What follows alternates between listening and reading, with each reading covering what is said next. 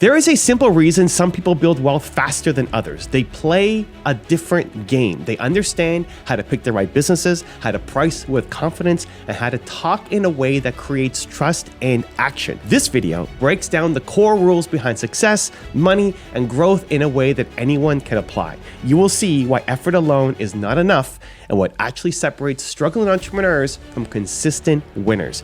If you are tired of working hard without seeing real results, this is your reset point. If you've been here before, drop a hashtag Believe in the comments below so I can feature you here in a future video. And if you're new, welcome to Believe Nation, the only channel that helps you believe in yourself daily, one video at a time. Imagine this, you're a consultant or coach who hasn't signed a new client in months. Revenue swings wildly, 1 month 10K, the next month 35K, then nothing. In desperation, you consider launching cheap courses or ebooks, hoping a low price offer will bring quick cash. Stop right there. This spray and pray approach is actually a trap driven by fear. And you're not alone. Studies show that fear makes people choose safe diversification that don't create real value. In this video, I'm going to share a focused strategy to break out of that feast or famine cycle and consistently land high ticket clients. You'll learn how to leverage 2 tactical content plays, a biz dev interview show, and buyer breakthrough videos to generate 30K plus deals backed by data and real examples. No chasing vanity metrics, no endless low ticket hustle, just actionable steps to grow your business. Let's do this. Don't let fear derail your strategy. Keep the main thing the main thing. When business dries up, fear kicks in and whispers, lower your prices, create a cheap offer, cast a wider net. It feels safe, but it can sabotage your success. Research confirms that fear-based decisions often lead to conservative moves that don't actually drive growth. In our case, it's like abandoning your premium service, the real solution you offer, to chase a low-ticket product you think more people will buy. Creating low-price offers is not easier for an expert like you. You'd need to sell hundreds or thousands of cheap units to match just a few high-ticket clients. High-ticket programs lets you focus. One industry expert explains that high-ticket offers bring significant income per customer, so you don't need a huge audience or tons of leads to hit high revenue goals. Fewer clients, less complexity, but higher value delivered to each. That's a winning formula for a small team or solo business. You can pour your energy into what you do best instead of juggling funnels and ads and support issues for a low price product. As another coach puts it, high ticket success isn't about luck. It comes from clarity and connection, whereas low ticket ventures often devolve into endless tech tweaks and refund headaches. That's the not so glamorous side of selling at scale. High ticket beats low ticket. Here's the proof. Still on the fence about focusing on high ticket? Let's back it up with some evidence. High ticket services are not just anecdotal wins. They're economically smarter for many experts. Consider profitably selling a $30,000 consulting package once can net more profit than selling a $300 course 100 times. In fact, business strategists observe that just 5 high-paying clients can outperform 100 low-paying customers in revenue with far less stress on you and your team. High-ticket models often mean higher profit margins per sale, a small or no team, and simpler delivery. Meanwhile, low-ticket models rely on sheer volume and complex funnels. One sales expert bluntly calls low-ticket offers a hamster wheel hustle that drains your energy and steals your time. Ouch. But true. Think about it. With low-priced products, you'd need robust marketing to reach masses of buyers. If you're not already an online marketing whiz with a huge audience, that's an uphill battle. As entrepreneur and friend of the channel, Jenna Kutcher, noted, to make $50,000 from a $50 product, my marketing would have needed to be a lot broader, meaning a big ad budget, affiliates, or viral content. That's essentially building an entire marketing machine, webinars, email sequences, customer support for all those buyers, maybe even handling refunds. Do you really want to manage all that? Probably not, and you likely don't have to. Now, on the flip side, high-ticket consulting or coaching lets you laser target a handful of ideal clients. Your marketing can be more personal and direct. In fact, many high-ticket service providers stay fully booked just from referrals. No flashy marketing at all. You can deliver great results to a few clients and generate case studies and word of mouth that bring the next clients in. It's the classic quality over quantity play. But here's the key. To sell high ticket consistently, you must build trust and relationships. High-paying clients rarely buy impulsively or from a random click on an ad.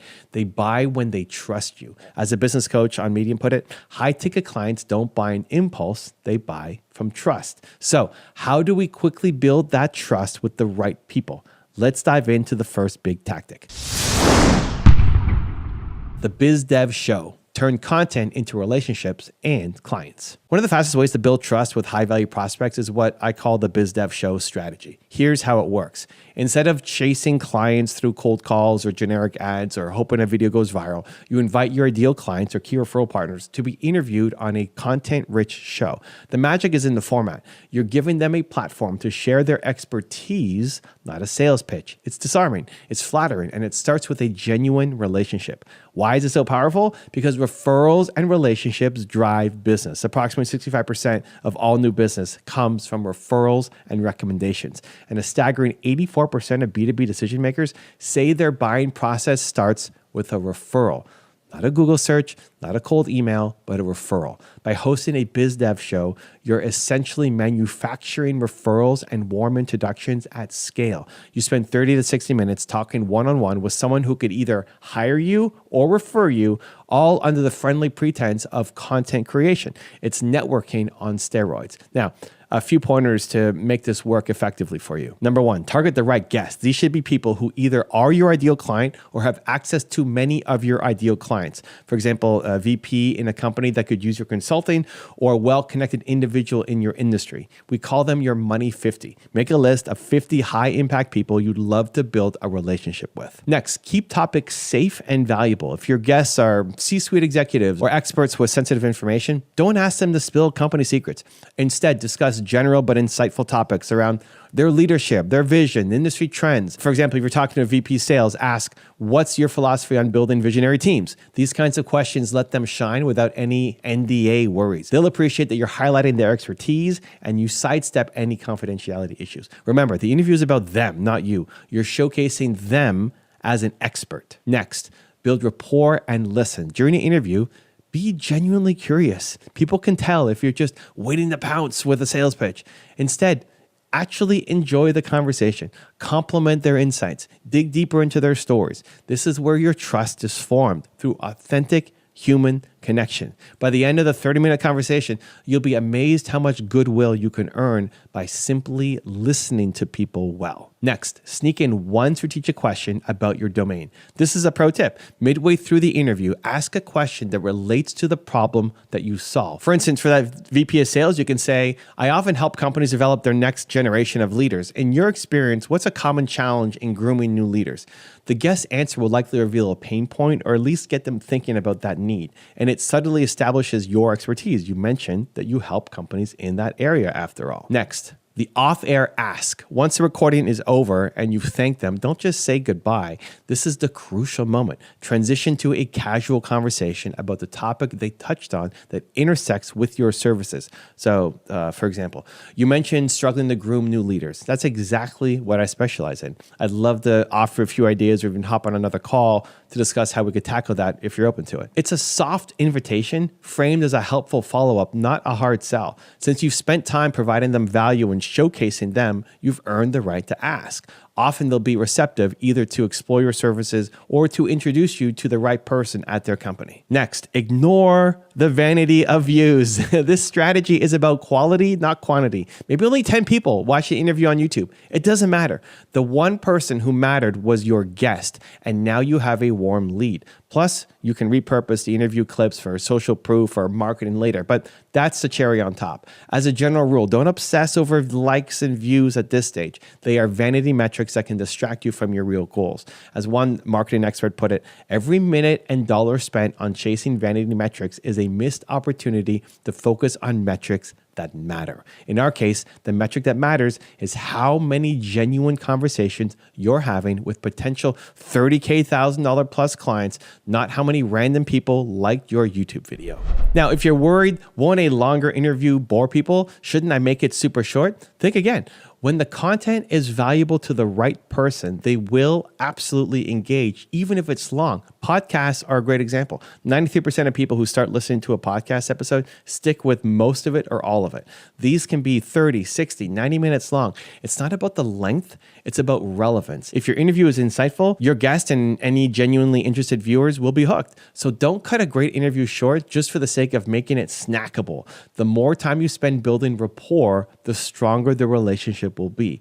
By the way, doing this weekly, say one interview per week, means 52 warm connections a year with exactly the people who can grow your business. So ask yourself, what's the likelihood that yields at least a few high-ticket clients or deals? If you're still hesitant, remember that referrals and personal connections outrank any other lead source in closing big deals. You're engineering those connections systematically. Many consultants running high-ticket businesses rely on exactly this method. We've taught many of them. It works because it's human and it's direct. And because trust is the currency of high-ticket sales, you're essentially printing money by investing time in relationships. Buyer breakthrough videos, content that converts, not just content for content's sake. Now, while you're executing the BizDev interview for proactive outreach, there's a second tactic that covers the inbound side. I call these buyer breakthrough videos, BBVs. Think of BBVs as your on-demand sales assistant. These are focused videos that answer key questions and objections your high-ticket buyers have before they hop on a call with you or your team. They break through the mental barriers that might stop someone from contacting or hiring you. Here's why buyer breakthrough videos matter. Potential clients are likely checking out your website or YouTube quietly, doing their homework on you. When they land on your site and see generic buzzwords like innovative solutions or a list of services with fancy names, they might think, I'm not exactly sure what that means.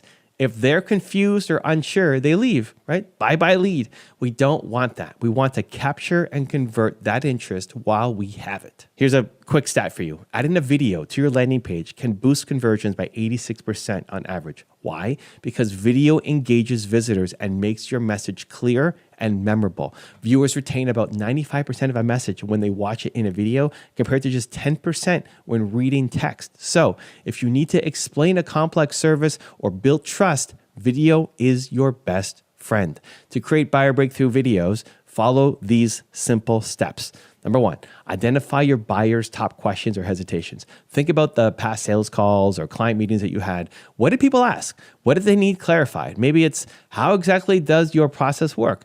What kind of results have you achieved? Or what does whatever jargon word really mean in practice? Also, look at your website services or programs page. Every bullet or term there is a candidate for a buyer breakthrough video if it's not self-explanatory. For example, if you list Knowledge Accelerator Program as an offering, you must have a video that says what that is in plain language and why it's awesome.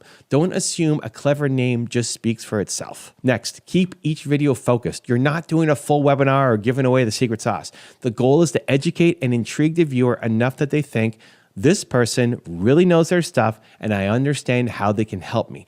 Maybe I should talk to them. For instance, a consultant could record a video called How to Smooth Out Volatile Monthly Revenue, where you explain common causes of feast and famine income. If that's the pain your prospect has, you've just hooked them. Next, place these videos where your warm prospects will see them. Your website is number one. Embed the relevant video next to the text about that service or the topic. If someone's reading about your leadership coaching program, have a video of you describing the program's approach and outcomes.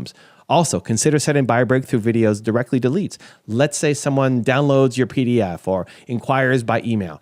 In your follow-up, include a link. By the way, I made a video answering this common question. I think you'll find it useful. It feels personal and adds a human touch. Next, leverage YouTube strategically. Upload these buyer breakthrough videos to YouTube as well. The reason is you can easily embed them on your website and share links, and you can start building a content library. Over time, some will get discovered by people searching for that exact question, bringing you bonus organic leads. But again, view counts here are not the goal. Conversion is. If a video only gets 300 views, but 10 of those viewers schedule a call with you, that's a huge win. Let me give you a real example to illustrate the impact. I reviewed a consultant's website for our Movement Makers program. Link to check it out, description below. And he listed services like knowledge accelerators as a bullet point.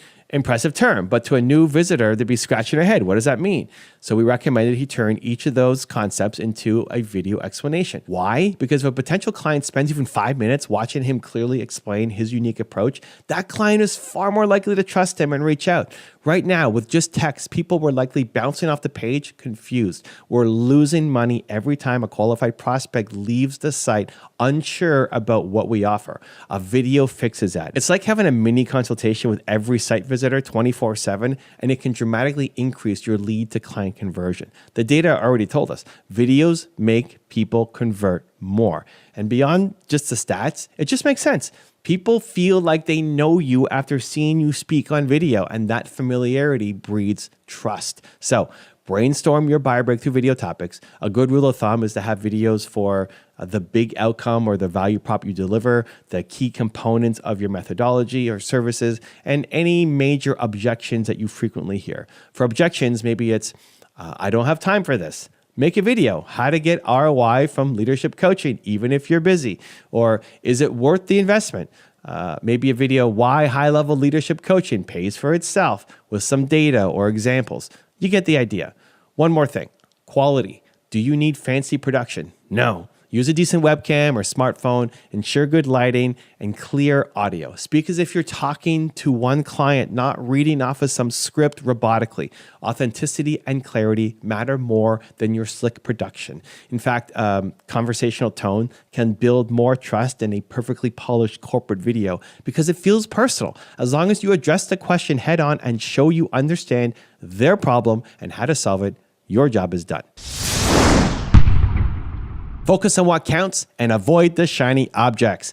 By now you can see a theme. Focus. Focus on your best clients. Focus on building relationships. Focus on content that directly leads to sales. In practice, this means tuning out a lot of noise and vanity that can sidetrack entrepreneurs. Don't obsess over social media followers, viral videos, or posting every day. These are nice to haves eventually, not need to haves to land high ticket clients. Case in point, many consultants quietly making 7 figures have tiny online followers. They're not TikTok stars or YouTube celebs, and they don't need to be. They double down on direct relationships and targeted value. Remember, referrals built the business world long before likes existed. If 84% of big B2B purchases start with referrals, your energy is better spent cultivating referrals through bizdev conversations and stellar results than chasing internet fame. Next, phase 1 versus phase 2 mindset. I often tell clients in our Movement Maker program to separate what I call phase 1 and phase 2 in their growth plan. Phase 1 is all about getting revenue, getting that consistent 30, 50, 100K per month coming in.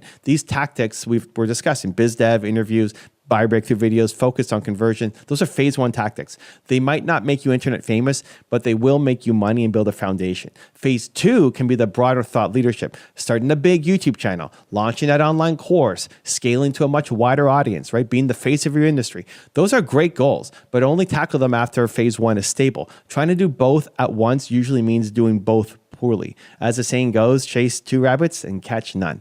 It's okay to say no to certain projects right now. You're not killing your dream. You're sequencing it for maximum effectiveness. Next, track meaningful metrics. Since we're being tactical, here's what I suggest you actually measure in this strategy. 1, how many BizDev interviews are you doing per month? 2, how many of those turn into follow-up sales conversations or proposals? And 3, your close rate on those. Also, track 4, how many buyer breakthrough videos have you created? And 5, any uptick in inquiries or conversion rates on your website after adding them. These are metrics that matter. If you see your number of meaningful conversations going up, that's a clear leading indicator your revenue will follow. Vanity metrics like website hits or video views are often misleading. 10,000 views from random people in the wrong niche and wrong country mean nothing on a video.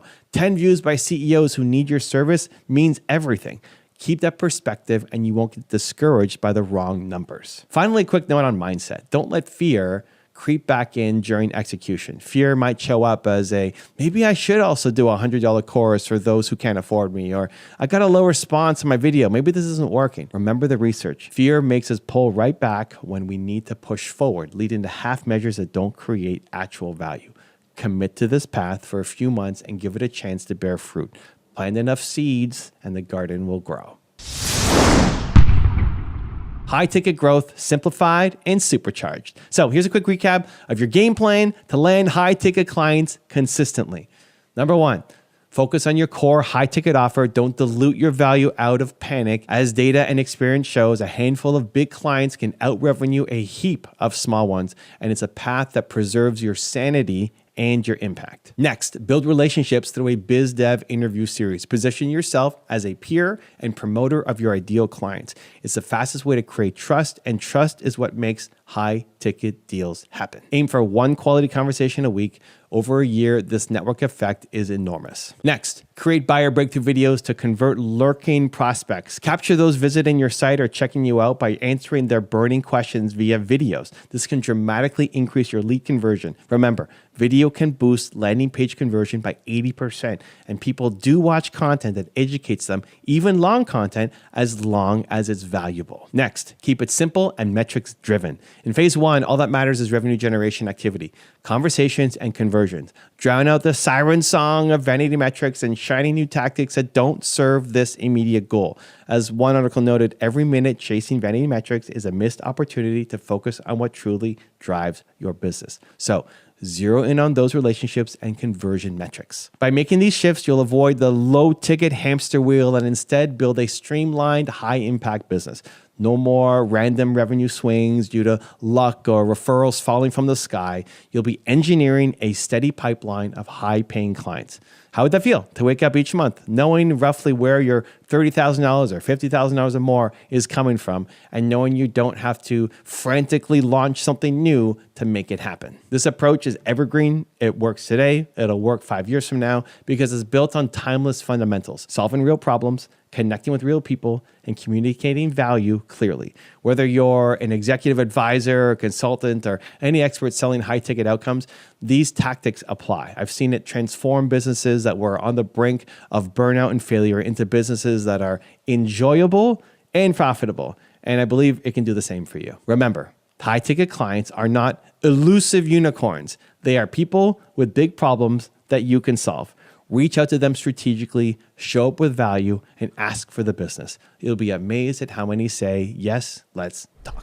You want to start a business, but you're struggling to come up with the right idea. Sound familiar? If so, you are not alone and you're in the right place. Today, I'm going to help you find a profitable business idea that not only makes money, but also ignites your passion and serves a real need. Every successful entrepreneur starts exactly where you are now, with no idea and a lot of uncertainty. The difference is they found the process to discover that golden idea and took action.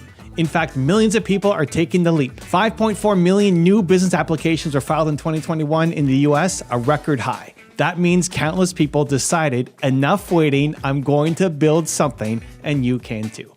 Imagine waking up excited because you're working on a business that you love, that you're good at, and that actually makes a difference while making money. That's the goal, and we're gonna get you there with a step-by-step breakdown, mixing motivational fire with practical strategies backed by real stats, expert frameworks, and inspiring examples. Let's do this. Step number one is start with your passion and skills. The first place to look for a great business idea is within you. Why? Because building a business takes hard work and persistence, and it's a lot easier if you care deeply about what you're doing. So start by examining your passions and skills. What do you love doing? What are you really good at? These are the seeds of a strong business idea. Think about it. If you start a business just because it seems lucrative, but you have zero interest in it, will you still be excited to do it a year from now, 5 years from now? Probably not. Your passion is the fuel that keeps you going when things get tough. And trust me, in business, things will get tough. Likewise, your skills and talents give you an edge. Maybe you're great at graphic design or coding or cooking or teaching, whatever your gifts are. They can form the basis of a business. A powerful tool to connect passion and skill with a viable idea is the Ikigai framework from Japan. Ikigai means reason for being, and it's often visualized as 4 overlapping circles. What you're good at, your skills and your strengths, what you love, your passions, those activities that light you up, what the world needs, these are the problems you can solve or ways you can serve others, and what you can be paid for. So these are things that people would actually pay you to do. Ask yourself these 4 questions and find the intersection. The sweet spot in the middle is your Ikigai, where a meaningful, potentially profitable business idea can emerge. For example, say you love fitness and you're good at teaching.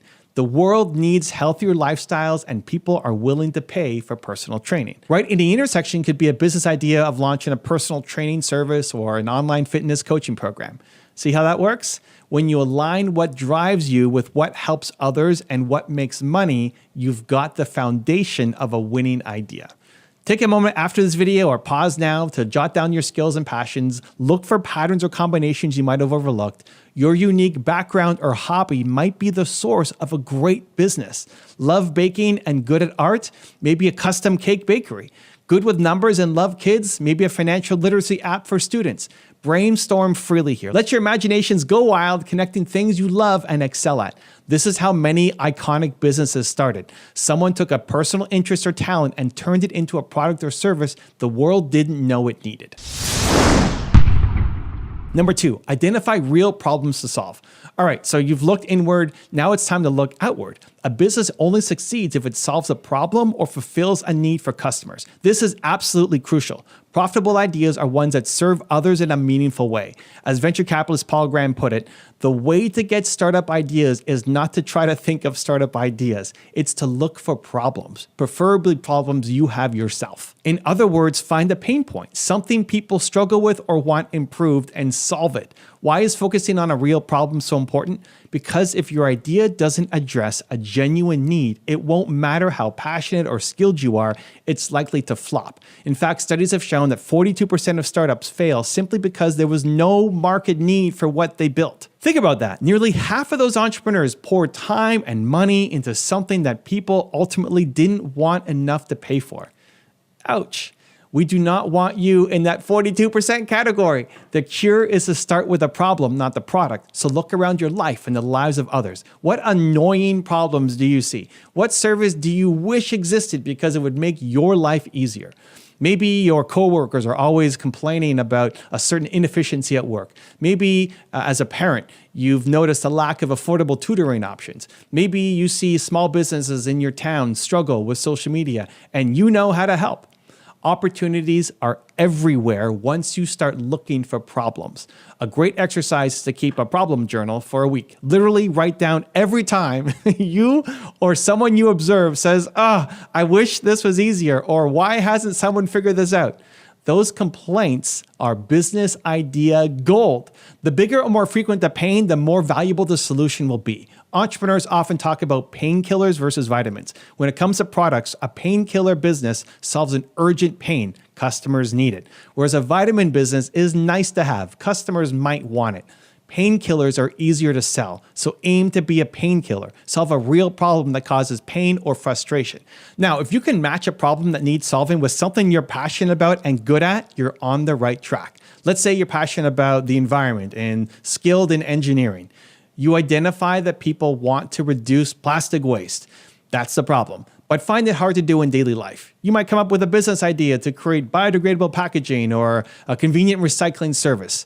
See how the problem, which was plastic waste, drives the idea, and your passion or your skill, which is sustainability and engineering, shapes the solution. That's the synergy that we're looking for. Step number 3, brainstorm broadly. Mix and match your ideas, your products, your services, online and offline. At this point, you have the ingredients of you, your passion, your skills, and the market, the real problems and the needs. Now it's time to cook up some specific ideas. Brainstorm as many ideas as possible that lie at the intersection of what excites you and what could help others. Don't filter yourself too much yet. The goal is to generate a wide range of possibilities. Think of it like a creative brainstorm where no idea is too crazy to write down. Often your first few ideas might be obvious or already well known, but as you keep pushing, you'll hit more original notes. One technique is to take one of your interests or skills and list out every business model you can apply to it. For example, suppose you love pets. You could sell a product like homemade organic pet treats, provide a service, pet grooming, dog walking, build an online platform, a blog, a YouTube channel with pet training tips, monetized by ads, or a premium course, start an offline business, open a pet daycare center, offer consulting or coaching service to help new pet owners via one-on-one sessions, and so on. See how one passion, which was pets, can spawn multiple types of business? Don't get stuck thinking there's only one way to turn an interest into an income. In fact, let's systematically explore different types of business models so you can cover all of the angles. Here's a list to spark some ideas. Product-based businesses. Here you're creating or selling a tangible product. So example, you're designing a new gadget, a new fashion item. You're manufacturing an eco-friendly household product. You're selling handmade crafts on Etsy. You're even developing a mobile app, which is a digital product. Then you have service-based businesses. Here you're providing a service. So you're using your time, your expertise to help clients. So examples, you're starting a consulting agency, you're freelancing your design or your programming skills, you're launching a cleaning or a landscaping business, you're offering tutoring or coaching, you're a fitness coach, a career coach, etc., or a home repair service. Next is online businesses. So here you're leveraging the internet to reach customers. So examples, you have an e-commerce store, you're selling products on Shopify, Amazon, your content creation, you're doing a YouTube channel, podcast, blog that you monetize through ads or subscriptions. You have online courses or membership sites. You have software as a service. You have products or an app-based service like a delivery or booking app. Next, you have offline. These are brick and mortar businesses. That's a traditional route of a physical location or local service. So examples, you're opening a cafe or a food truck, a retail boutique, a gym, a yoga studio, car wash, a mobile phone repair kiosk, a food catering business.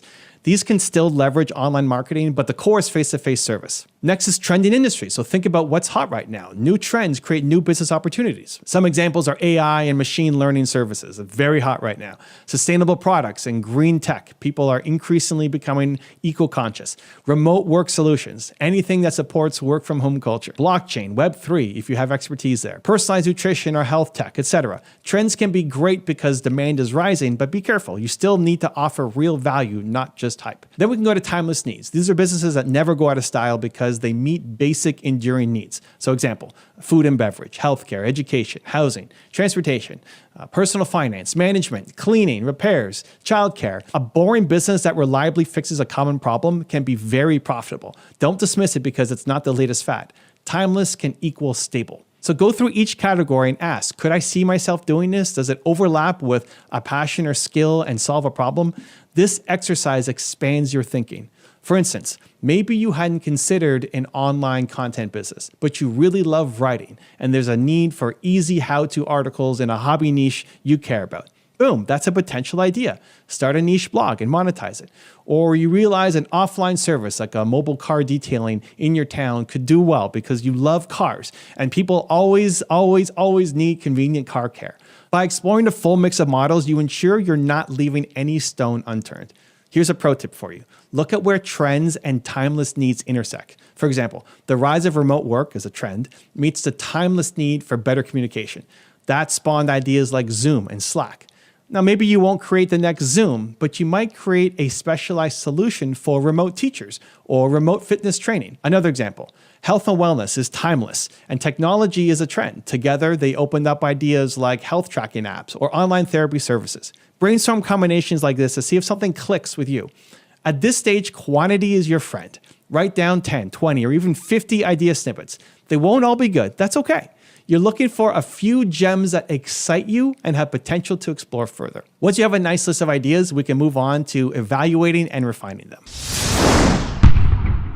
Step number 4, research the market and competition to validate the need. Now that you have some candid ideas, it's time to put on your detective hat and research. This step separates wishful thinking from reality. A business idea might sound awesome in your head, but you need to verify that real customers actually want it and will pay for it. So how do you research effectively? Start with understanding the market size and demand.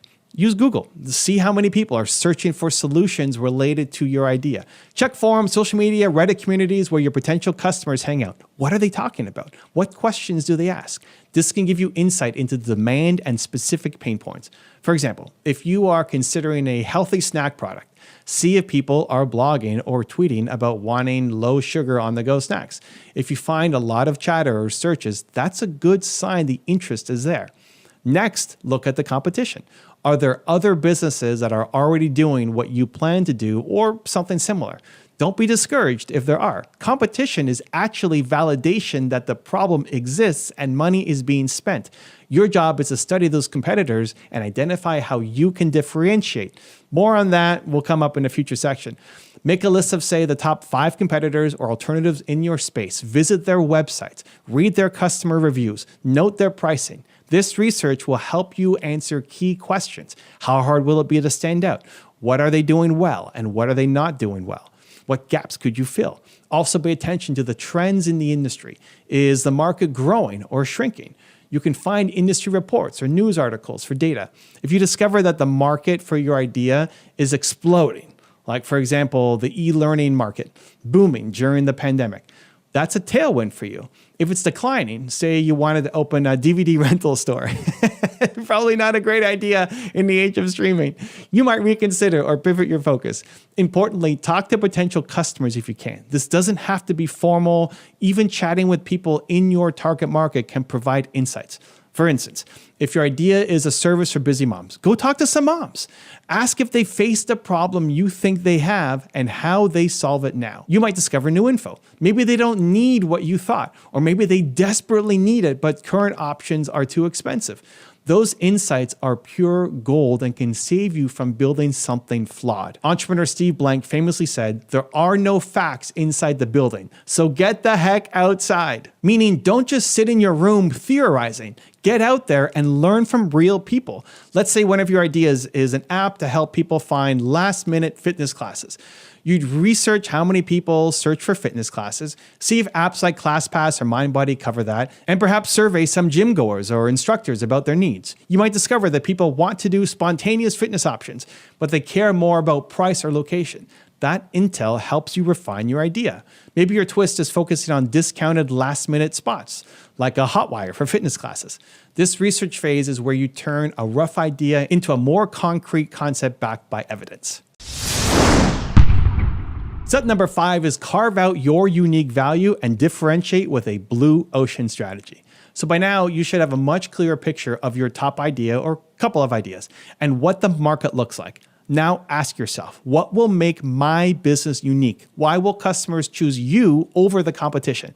This is your unique value proposition, or UVP, the special sauce that sets you apart. It could be a niche focus, a better feature, a more convenient delivery method, a lower price, a higher quality, a brand that resonates more, etc. But you need something that makes you stand out. One powerful way to think about this is using the Blue Ocean Strategy framework. The concept popularized by the book Blue Ocean Strategy is that most businesses fight in red oceans crowded with competitors, all biting at the same customers. A blue ocean is where you create a new uncontested market space, making the competition irrelevant. In plain terms, find an angle that none of your competitors are addressing and sail there. This might mean targeting a different customer segment or offering a completely new combination of benefits. So, for example, think about Cirque du Soleil. They took a blue ocean by blending circus with theater, attracting adults willing to pay theater prices while other circuses were stuck competing for kids' attention with animals and clowns. Cirque du Soleil's unique value is a sophisticated, story-driven circus experience. The result? They tapped into a whole new audience and made competition beside the point. Now, you don't have to revolutionize an entire industry like they did, but you can apply the same idea on a smaller scale. So ask yourself, what can I do differently or better than anyone in my space?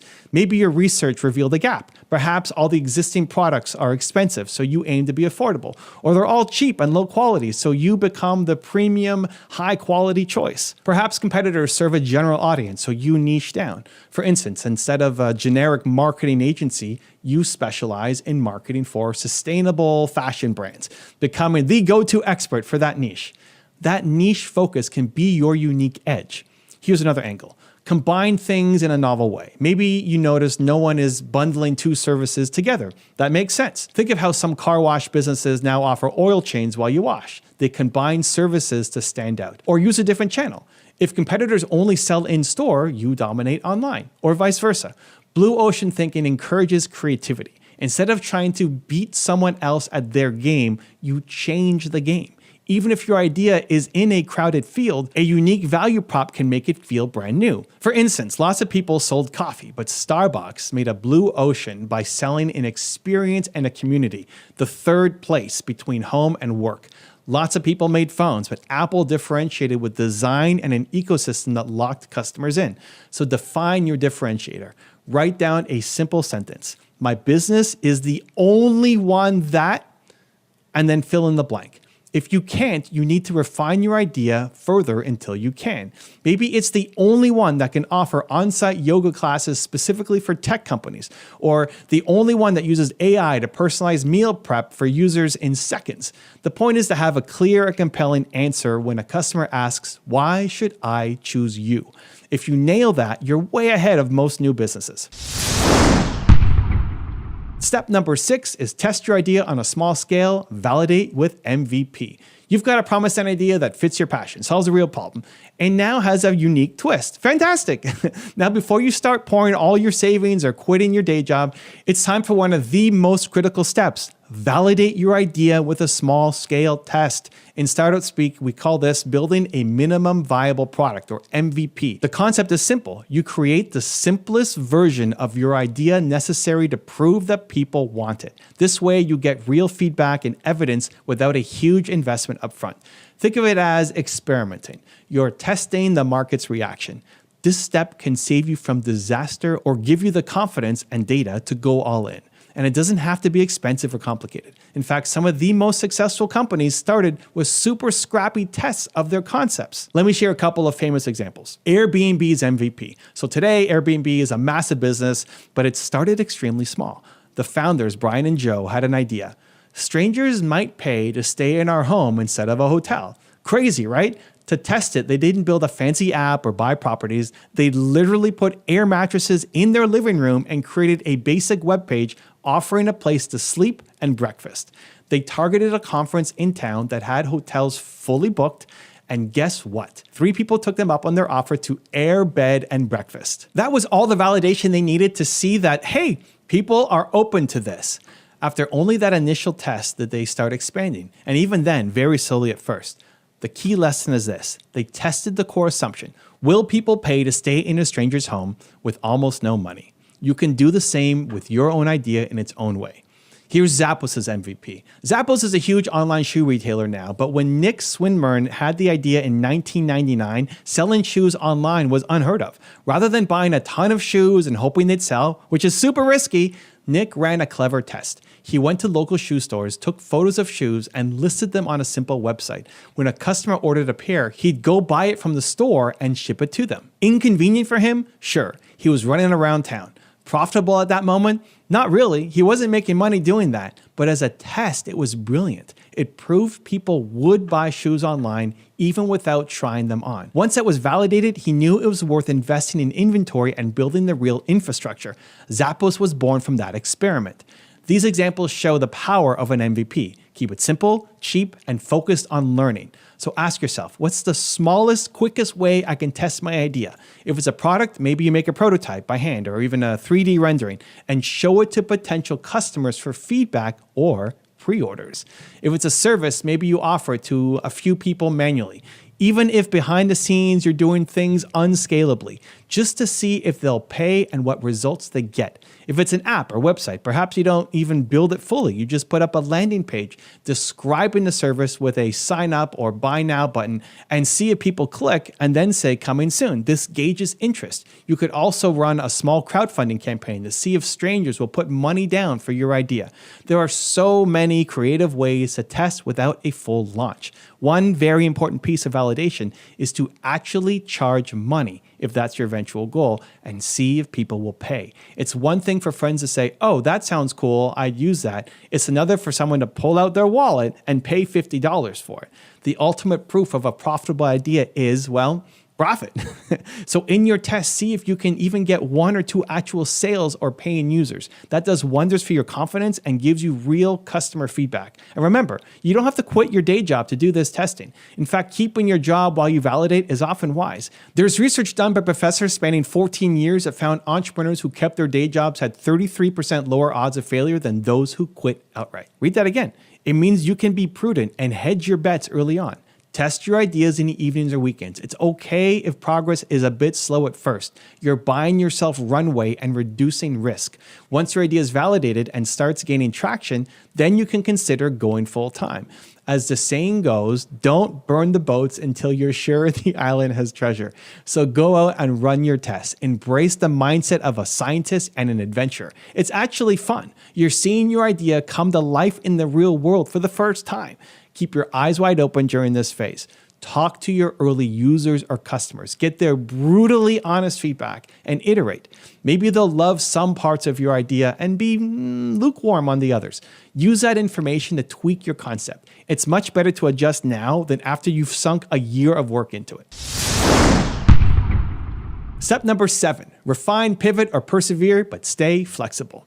After testing, you'll have real data in your hands. Some of it will make you happy. People love the convenience. Some might be disappointing. Only a few out of 100 people who visited my site actually signed up. This is normal.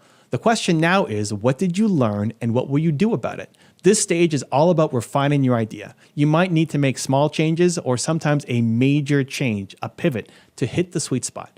Don't be discouraged if your initial idea wasn't a home run right away. It's rarely perfect from the get-go. In fact, many successful businesses morphed from their original idea once they got market feedback. Instagram famously started as a completely different app. It was a complex check-in app called Bourbon. Before the founders noticed users only really liked one feature, photo sharing, and pivoted to focus on that. Hello, Instagram. Twitter was born out of a failing podcast platform. Iteration is part of the process. As Paul Graham observed, most startups end up nothing like the initial idea. It would be closer to the truth to say the main value of your initial idea is that in the process of discovering it's broken, you'll come up with your real idea. In other words, your first idea is just a stepping stone to the truly great idea, and that's okay. So what might refinement look like for you?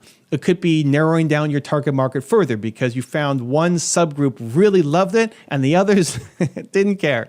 Or adjusting your pricing if people said it's too expensive, or maybe adding or removing a feature. For example, if you offered a meal delivery service and learned that customers only really use it for dinner, maybe you pivot to focus on dinner plans specifically. If your app has 5 features but users only care about 2, simplify and double down on those 2. Listen to the feedback and be willing to adapt. The best entrepreneurs are flexible thinkers. They don't marry their solution, they marry the problem. They stay committed to solving the core need, but are willing to change how they solve it based on what is actually working. There's also a chance your test results are phenomenal and basically scream, yes, this idea is a winner exactly as it is. That's great. Then you persevere and start scaling it up. But if the results were lukewarm or confusing, don't despair. Use them to make your idea better. This is the time for tweaks and maybe a second round of testing with the improved version. Here's one more thing. Overcome the fear of failure by reframing it as learning. Thomas Edison famously said, "I have not failed. I've just found 10,000 ways that won't work." Each tweak you make is bringing you closer to something that will work. Each failure in testing is just an experiment that yielded new information. It's like a pilot adjusting course based on weather conditions. You're still headed to your destination. You're just navigating reality. So stay consistent and keep that growth mindset. If version 1 of your idea doesn't fly, think of version 2 or 3. This phase might repeat a few times. Test, learn, refine, test again. That's normal. The end goal is when you start consistently seeing people willing to pay, good satisfaction, and growing demand. That's when you know you've honed in on a truly profitable business idea worth pouring gasoline on, which is scaling up. Step number 8, take action and execute. Your ideas are worthless without execution. By now, you should have a solid, validated business idea in your hands. Congratulations. Do you know how many people never get to this point? A lot. You've done the hard thinking, you've done the research, you've tested and refined. Now comes the part that separates wantrepreneurs from entrepreneurs. Taking massive action and executing consistently. This is where you turn that idea into an actual business with customers and revenue. It's showtime. Let me be real with you. An idea alone, no matter how brilliant, is worth almost nothing. Execution is everything. Mary Kay Ash, the founder of Mary Kay Cosmetics, famously said, "Ideas are a dime a dozen. People who implement them are priceless." Let that sink in. You might have the most innovative idea, but if you don't act on it, it's just theory. On the other hand, even a simple or common idea executed with excellence can make you incredibly successful. Look at businesses like Starbucks or McDonald's. Coffee and hamburgers are not novel ideas at all. It was their execution, it was their systems, their branding, their consistency that made them billion-dollar empires. So don't worry if your idea isn't completely original. What matters is doing it better, doing it your way, and actually doing it. Millions of people say, "I had that idea," when they see a successful business, but the winners are those who acted. You're going to be a winner by acting on yours. What does execution involve at this stage? It means building your product or service for real, setting up the business basics, even if it's just creating a simple website or social media page to start, and aggressively going after your first real customers beyond the testers. It means refining your operations, how you deliver your product or your service efficiently. It also means marketing, getting the word out through any scrappy means you can, social media, word of mouth, local events, content marketing, etc. Essentially, you transform from planner to doer full time.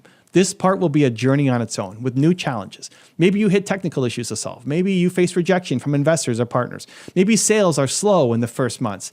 This is where the passion we talked about in step 1 really pays off. It will keep you motivated to push through. Remember your why, the passion or purpose that made you choose this idea and the problem you're solving that really helps people. That will drive you to persist and innovate in the face of obstacles. Here's a quick tip. Don't seek perfection before launch. I've seen too many aspiring entrepreneurs tinker endlessly trying to make their product perfect and delay actually offering it to real customers. Don't fall into that trap. Get a good enough version out and improve as you go. Reid Hoffman, the founder of LinkedIn, said, "If you are not embarrassed by the first version of your product, you've launched too late." The point is to launch, learn, and improve rather than aim for perfection out of the gate. Execution is a learning process too. And guess what? You're never truly ready. You might still feel doubt or fear. That's normal. Successful entrepreneurs feel it and take action despite it. You don't need anyone's permission to start. You just need to start. Discipline and consistency will carry you forward. Make a plan, even a simple to-do list or a 90-day action plan, and then execute on it every single day. Step by step, you will build momentum.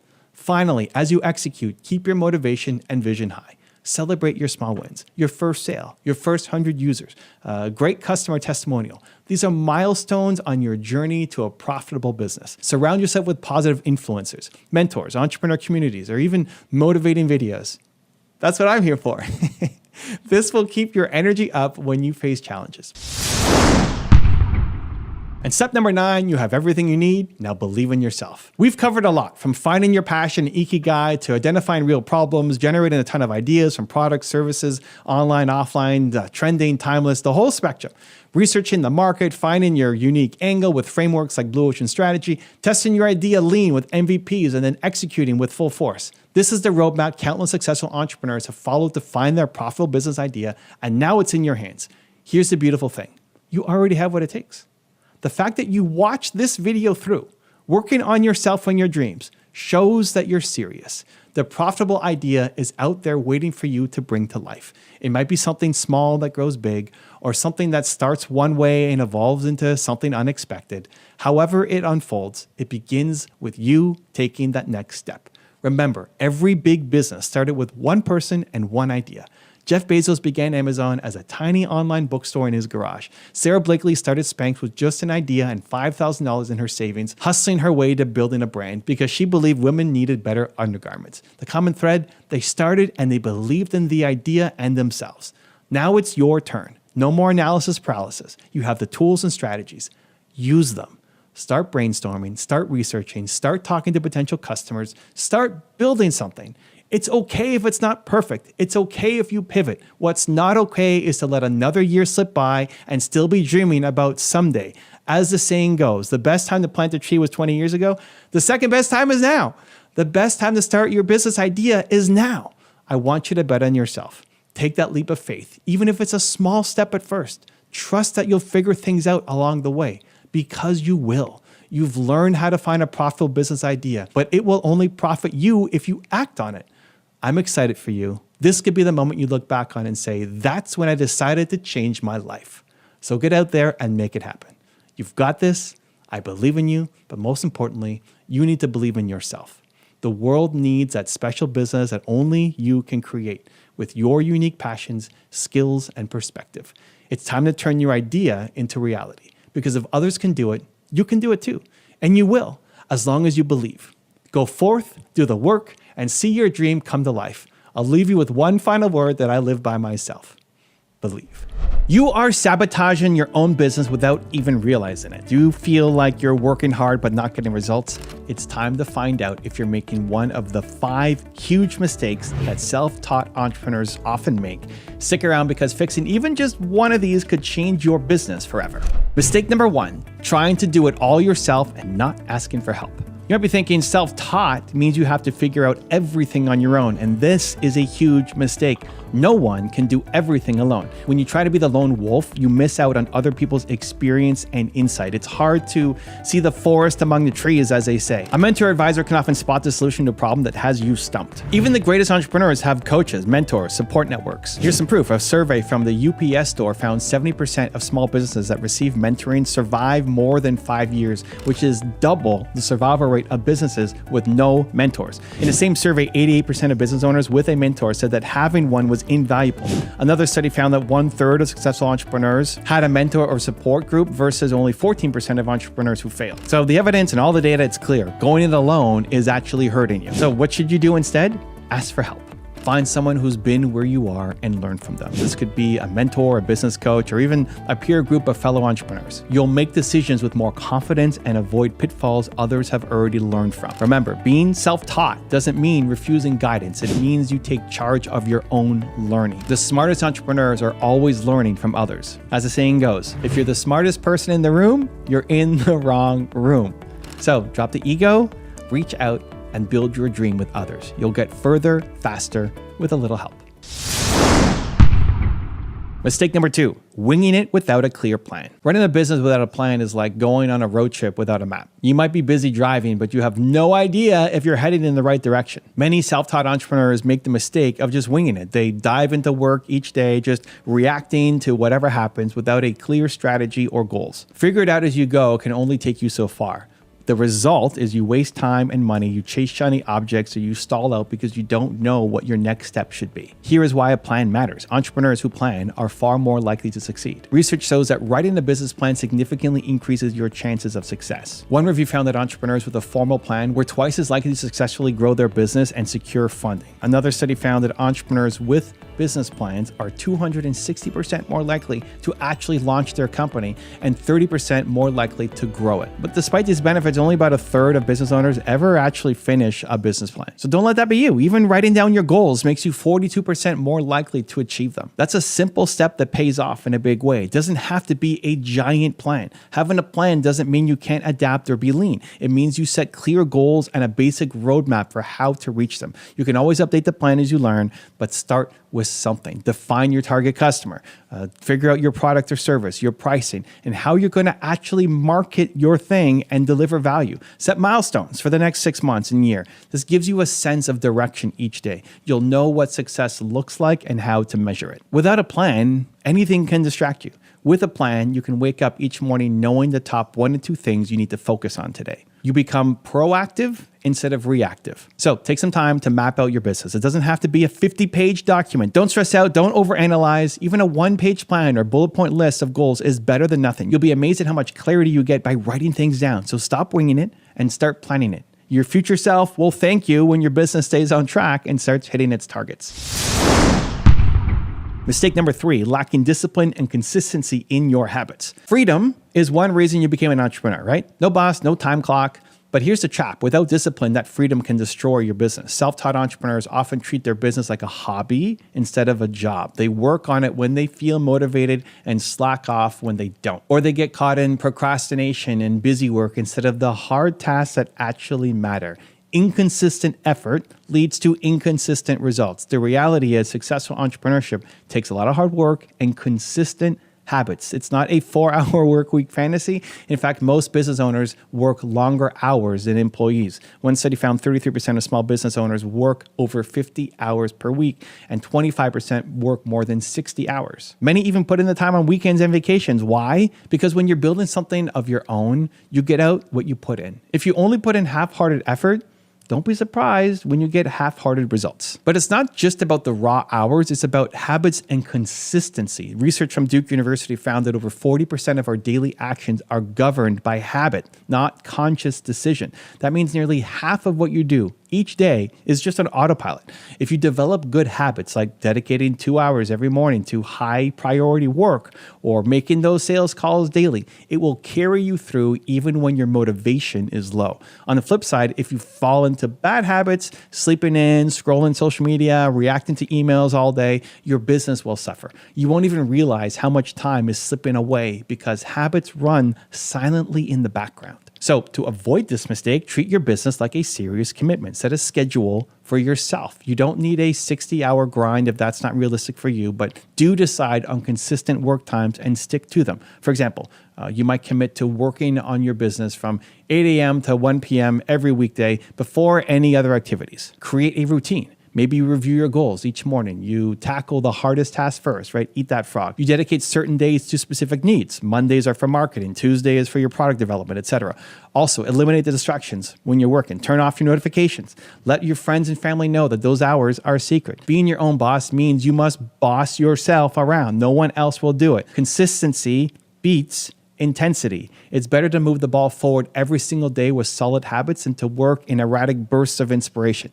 Those small daily actions will compound over time, and that consistency builds trust with your customers and momentum in your growth. So, set up habits that make you productive by default. Make success your daily routine. When discipline becomes a habit, your business will start to run like a well-oiled machine, and you will start to reap the rewards. Mistake number 4, ignoring your market and customers, building something no one wants. This mistake is a silent killer, pouring your heart into a product or service without checking if anyone actually needs it. Self-taught entrepreneurs can fall in love with their idea and assume if I build it, people will come. Right? They spend months or years developing a business in a bubble. No market research, no customer feedback, only to launch to the sound of crickets. It's devastating and it's common.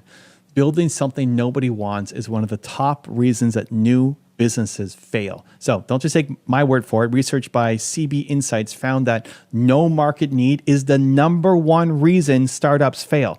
In fact, one report showed that 8 of the top 12 reasons startups fail are related to poor product market fit, basically making something that nobody wants. Think about that. The majority of failures happen not because the founders weren't smart or they didn't work hard, but because they didn't solve a real problem for customers.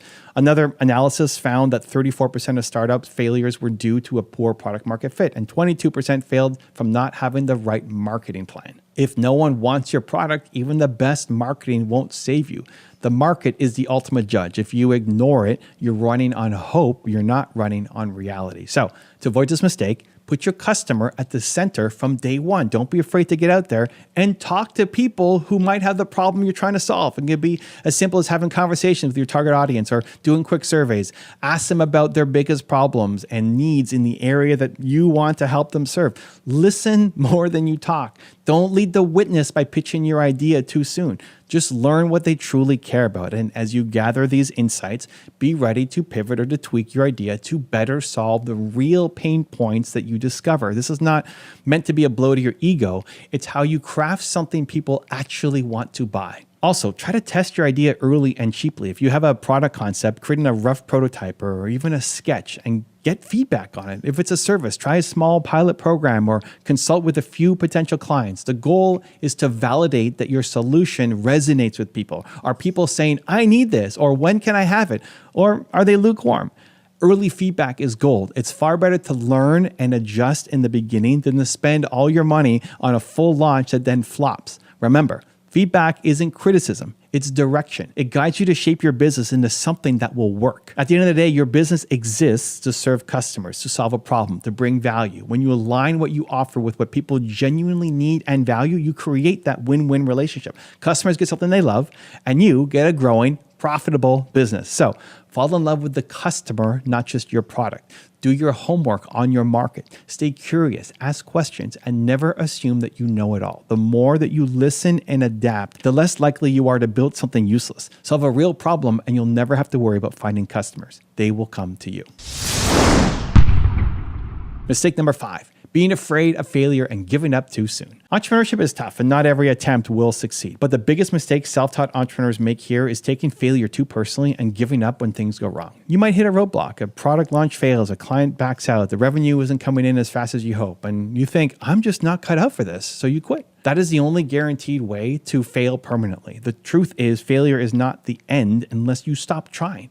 Every successful entrepreneur has faced setbacks. The difference is they learn from them and they keep going. I love the mindset that failure is feedback. In fact, every failure teaches you something valuable. It does. It shows what not to do or how to do it better the next time. Failure is only failure if you don't learn from it. If you treat each failure as a lesson, you actually haven't failed at all. You have grown. It's like getting feedback from the market or from life on how to improve. And guess what?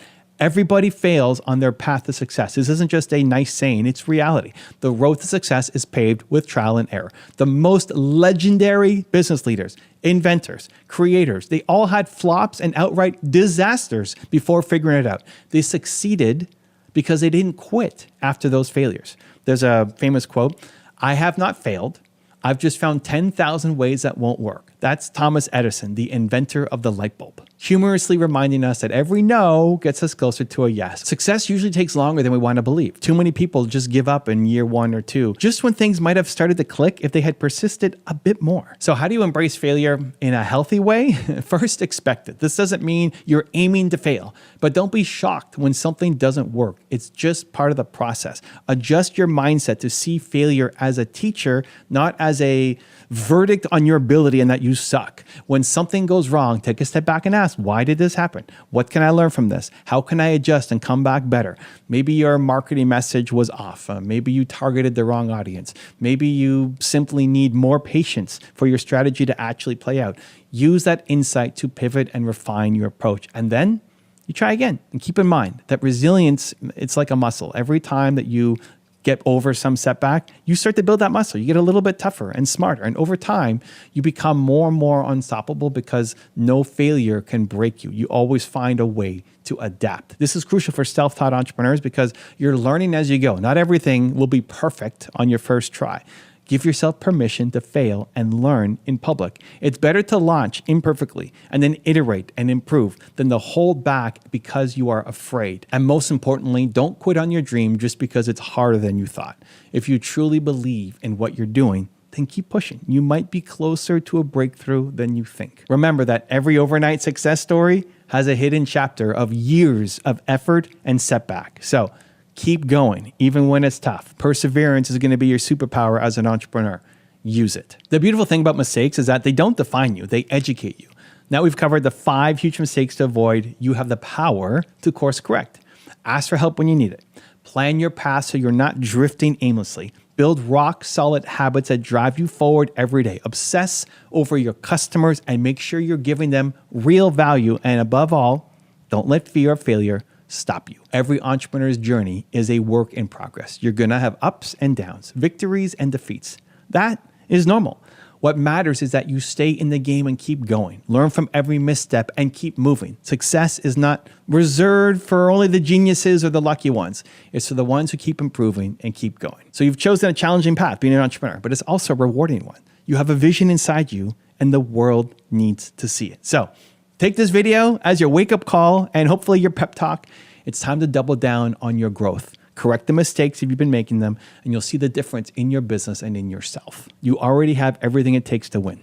Now go out there and make it happen. And remember, the only way you truly fail is if you stop trying. Law number 1, money follows value. Money isn't random, it's the reward for solving problems. Wealth is built not on what just excites you, but on what you create that serves others. The more value you deliver, the more dollars will chase you. It's that simple. Think of entrepreneurs like Elon Musk or Sarah Blakely. They got rich by fixing pain points for millions. You want money? Stop chasing cash and start chasing problems to solve. When you help enough people get what they want, you'll get what you want. That's a law of the universe. Law number 2, adopt a wealth mindset, not a lottery mindset. Getting rich starts in your head. If deep down you believe money is evil or not for people like me, you'll unconsciously push it away. Newsflash, luck won't save you. 70% of lotto winners blow it, and a third end up bankrupt because they didn't change their mindset. Self-made millionaires, on the other hand, think differently. They believe they deserve success and can learn whatever skills wealth requires. So, the excuses like, I'm not smart enough, I came from nothing, and replace that with, why not me?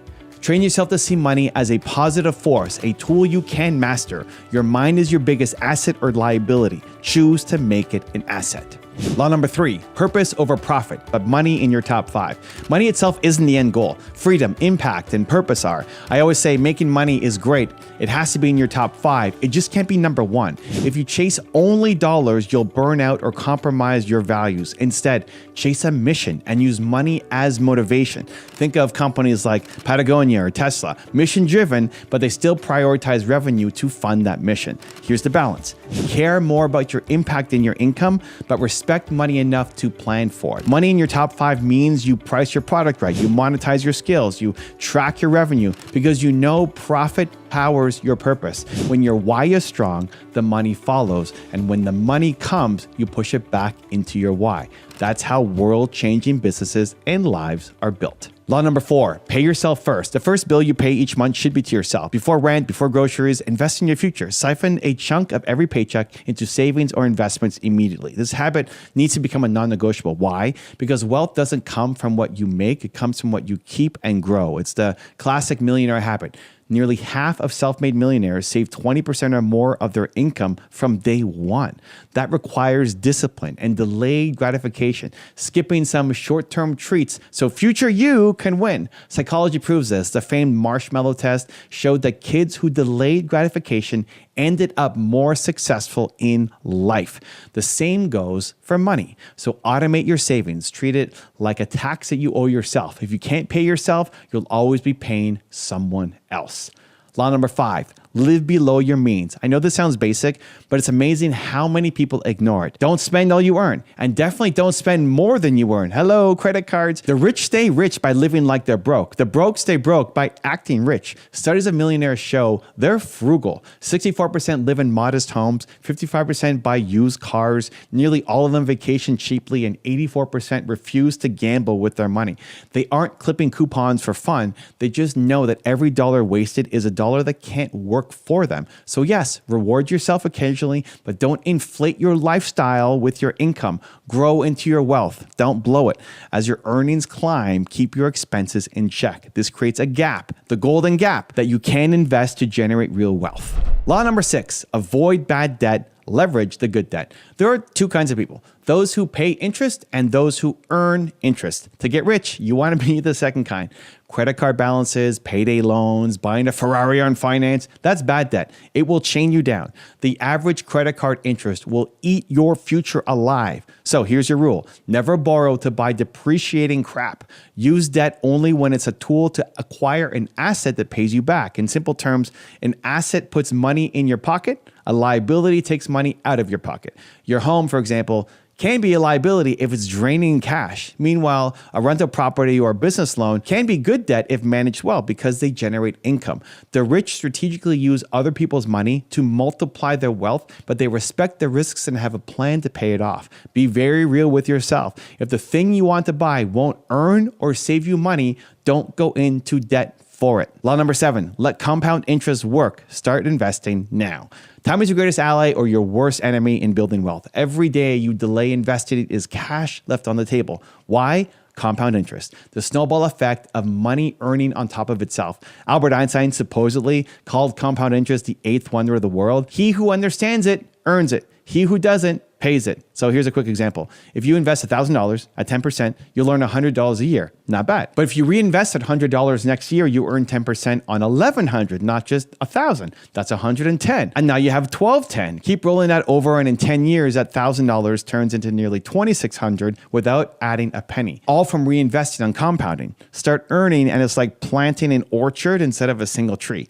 Don't wait for enough money to invest. Even $50 a month invested now beats $500 a month started 10 years later. Small seeds become giant oaks, but you must plant them now. Law number 8, create multiple streams of income. One stream of income is one point of failure. If that stream dries up, job loss, one client leaves, industry shifts, your financial life sinks. The wealthy know this, so they build boats with multiple engines. It's often said the average millionaire has 7 streams of income. And while your number may vary, the idea is diversification. It could be a side hustle, investments, rental incomes, royalties, a second business, you name it. In one study, 65% of millionaires had at least 3 income streams, and nearly a third had 5 or more. So start with one strong income. This is where most people get it wrong when they're thinking have multiple streams of income. You don't have 7 all from the beginning, because then you will diversify your energy out of any real wealth. So you start with one strong income, master it, and then add another.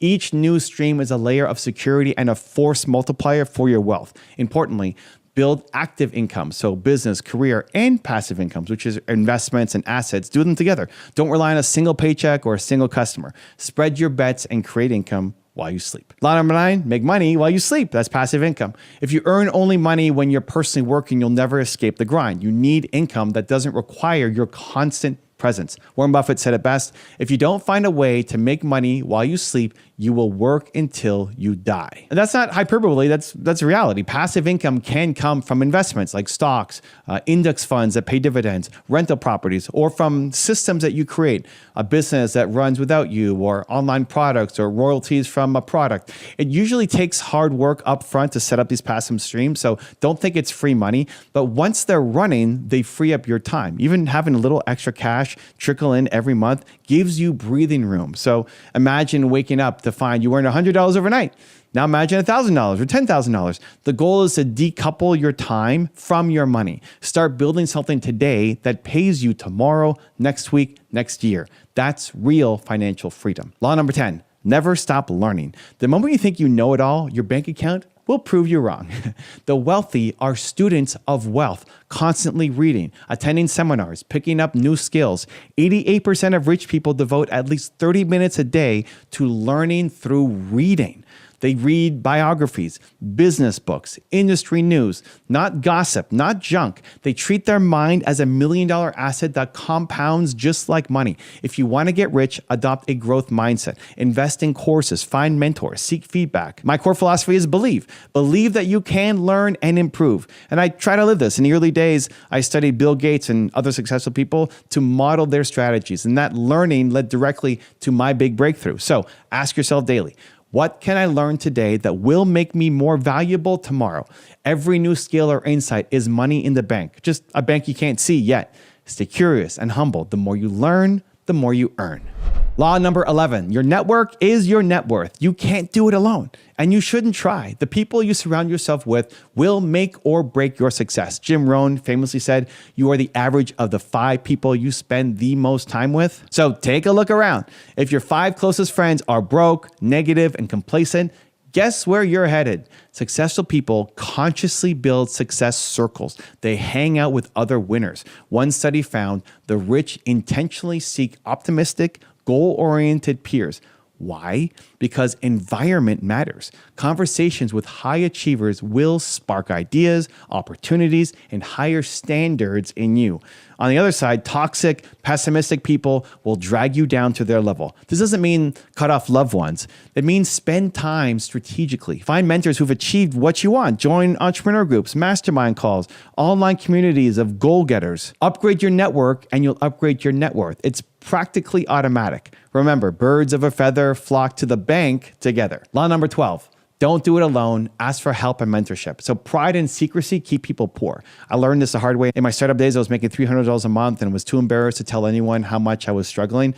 I thought I had to fake success or go solo, and it nearly broke me. The truth is, successful people ask for help all the time. They hire coaches, they seek mentors, they gather teams of advisors. Ego can be expensive. If you're too proud to admit what you don't know, you will cap your growth. In fact, 82% of small businesses fail due to cash flow problems, often because the founder didn't seek financial advice or delegate when they should have. So don't let that be you. Find someone who has been where you want to go and learn from them. And if you're in a crisis, Reach out instead of suffering in silence. Don't do it alone because you'll probably fail. You'll quit along the way because it's too devastatingly lonely. The right help at the right time can save your business and your sanity. Success is a team sport, so play it that way. Law number 13, reinvest your profits. So when money does start coming in, it's tempting to celebrate. I made it, let's spend.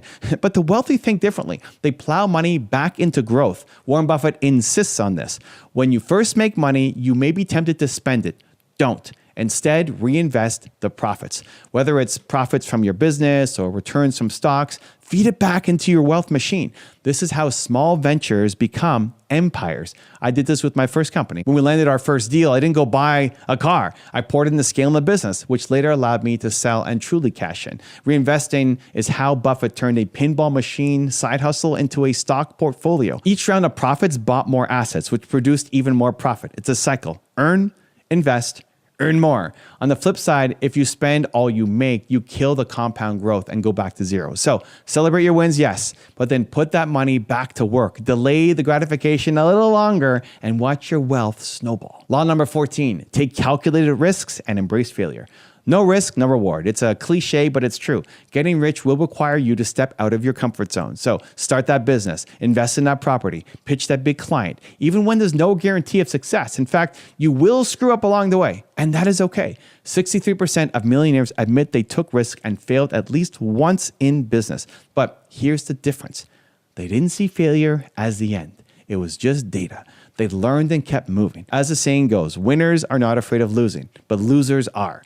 Failure is part of the process of success. People who avoid failure also avoid success. And that was one of the hardest lessons for me. I was afraid to look stupid, to ask dumb questions, to lose money on a strategy that might not work. But every failure, eating beans for lunch for years, failed product launches, interviews that tanked, that taught me something that eventually led to a huge win. So don't be reckless. Do your homework and take calculated risks. But when you feel fear, don't let it stop you. Often that fear is a sign that you're on the right track.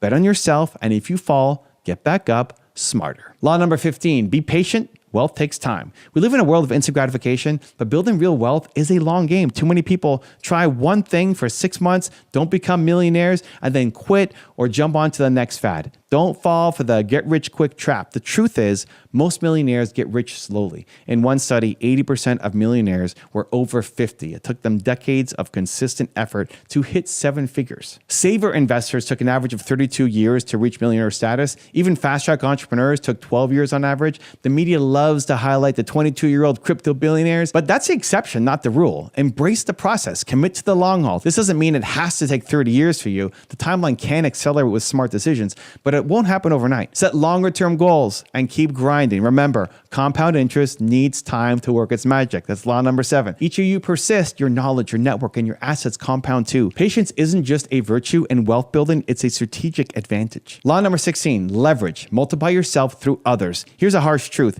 You will never get truly wealthy trading only your own time and effort. There are only 24 hours in a day and only one of you. The rich scale up by leveraging other people's time, their talent, their resources. That means hiring, delegating, automating, building a team and systems that make money even when you're not personally doing the work. So I learned this in running my YouTube channel. For years, I was in front of the camera, I was behind the camera, I was doing everything myself, and I was hesitant to spend money on help. I grew up without a ton of money, and maybe I was too cheap at first, but once I hired my first part-time editor, boom, I went from 1 video a week to 1 a day, which then brought in more money. Leverage. Similarly in business, the moment I started bringing in partners and employees who are smarter than me in their areas, our growth started to explode. According to research, over 80% of millionaires rely on a team of smart people, attorneys, accountants, advisors, to help achieve their vision. So ask yourself, what tasks or expertise can you leverage from others to scale up? It could be as simple as hiring a virtual assistant for $10 an hour to free you up to make $100 an hour, or partnering with someone who has skills or contacts that you lack. Yes, it can cost money to hire good people, but not hiring when you need to is far costlier. Build your dream team. Law number 17, take action. Speed beats perfection. The money goes to those who do, not those who wait. One thing I see holding entrepreneurs back is analysis paralysis. They plan and polish and procrastinate, and opportunities pass them by. The wealthy have a bias for action. They do the best research they can, then pull the trigger. Jeff Bezos calls it the bias for action and credits much of Amazon's success to it. Warren Buffett calls unnecessary waiting thumb sucking, and pushes himself to make decisions swiftly when he has enough facts. The point is, you can't steer a parked car. You have to start moving. Want to invest in stocks? Open the account and put in a small amount today. Learn as you go. Have a business idea? Launch a simple version of it right now, even if it's not perfect. You will refine through real-world feedback. Money loves speed, not reckless, stupid speed, but the momentum that comes from decisive action. Action precedes clarity. So the law is, do it before you feel 100% ready. An average plan executed today beats a perfect plan never executed. Start, stumble, learn, adjust, but start. Law number 18, know your numbers, track your money. You wouldn't drive a car blindfolded, right? So don't drive your finances that way too. Ignorance is extremely expensive. Wealthy people are keenly aware of their numbers. They know their income, their expenses, their profit margins, their tax liabilities, the investment returns, at least the key figures at all times. You need to become the CFO of your own life. You make a budget, update it regularly, and review where your money is going. You can use apps or spreadsheets, chalk on a board, whatever works for you, but track it. If you're an entrepreneur, this is even more critical because poor cash flow management kills 82% of small businesses. When I started, I used Microsoft Money software to track my business finances, and my early accounting was a total disaster until I learned how to prioritize it. And once I did, I found ways to save on taxes and get unexpected refunds that boosted my cash flow.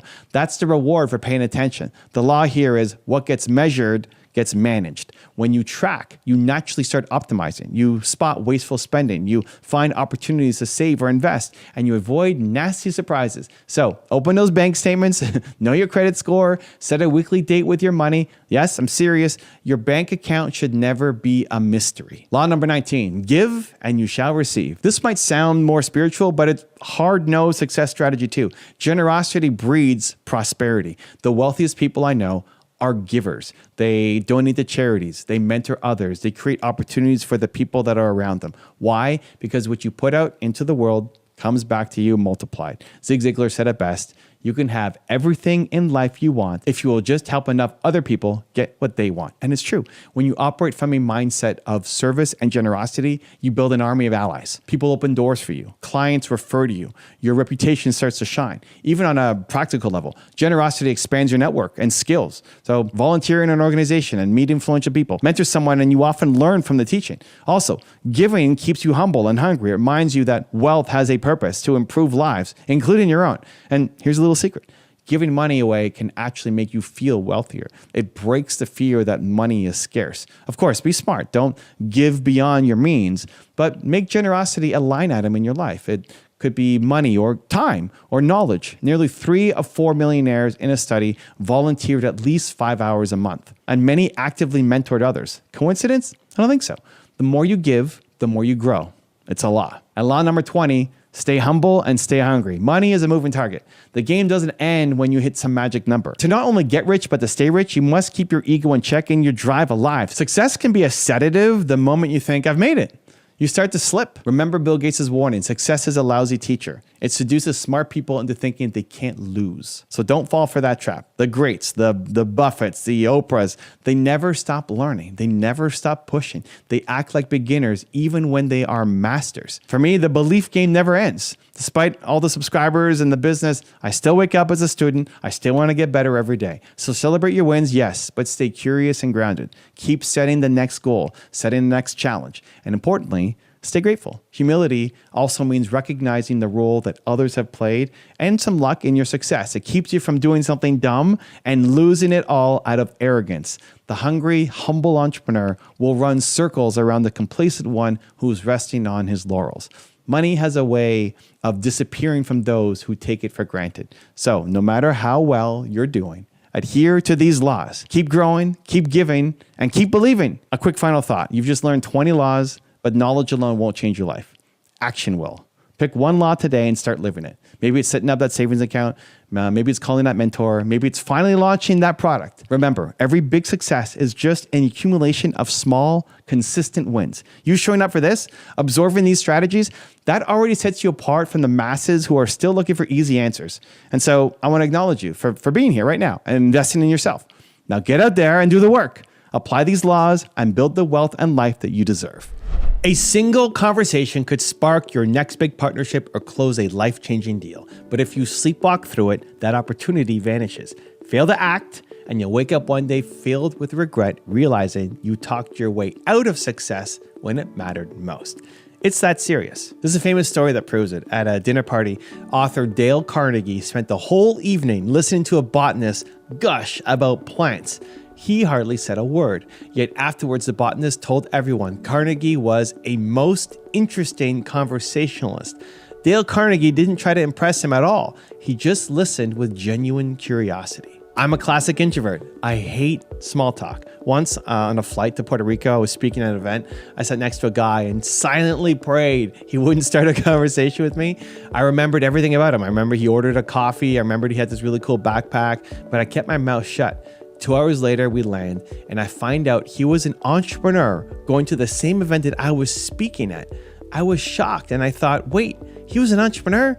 We could have had a great discussion for 2 hours, and I just didn't realize it. I missed a 2-hour golden opportunity because I was too scared to say hi. Now, maybe you're thinking, yeah, Evan, but I'm not good at this. I'm shy. I'm not a people person. Guess what? Neither am I. I still get anxious walking into networking events. But being introverted can actually be your advantage. It means you won't fall into the trap of blabbing about yourself. You'll actually listen to people. And listening, my friend, is a superpower in conversations. So, how do you dramatically improve your conversations? Let's break it down. First, talk less, listen more. Seriously, stop trying to dominate the conversation. We tend to think we have to prove ourselves by talking about our achievements. Wrong. Research shows that talking all about yourself actually makes people like you less. Meanwhile, letting the other person share more makes them feel heard and valued. Remember that dinner story? Dale Carnegie barely spoke, but the other guy felt amazed by him. Why? Because Carnegie's undivided attention was the ultimate compliment. Harvard studies found that when people talk about themselves, it triggers the same pleasure in the brain as food or money. Think about that.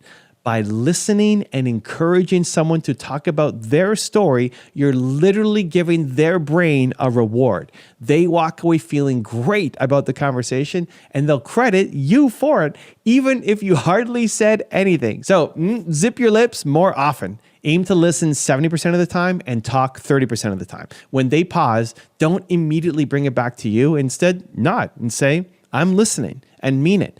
Your silence combined with genuine interest shouts that you care, and caring is charismatic. Second, ask more and better questions. Being a great listener doesn't mean you just sit like a stone. You engage by asking. Questions are your secret weapon. A Harvard study revealed that the secret to being more likable isn't your jokes or your charm. It's asking questions, especially follow-up questions that show that you're really paying attention to them. In experiments, people who asked a lot of questions, particularly follow-ups like, really? Tell me more about that, were rated far more likable than those who didn't. Why? Because it shows that you're focused on them. You're not just waiting for your turn to talk. You actually care about what this person is saying.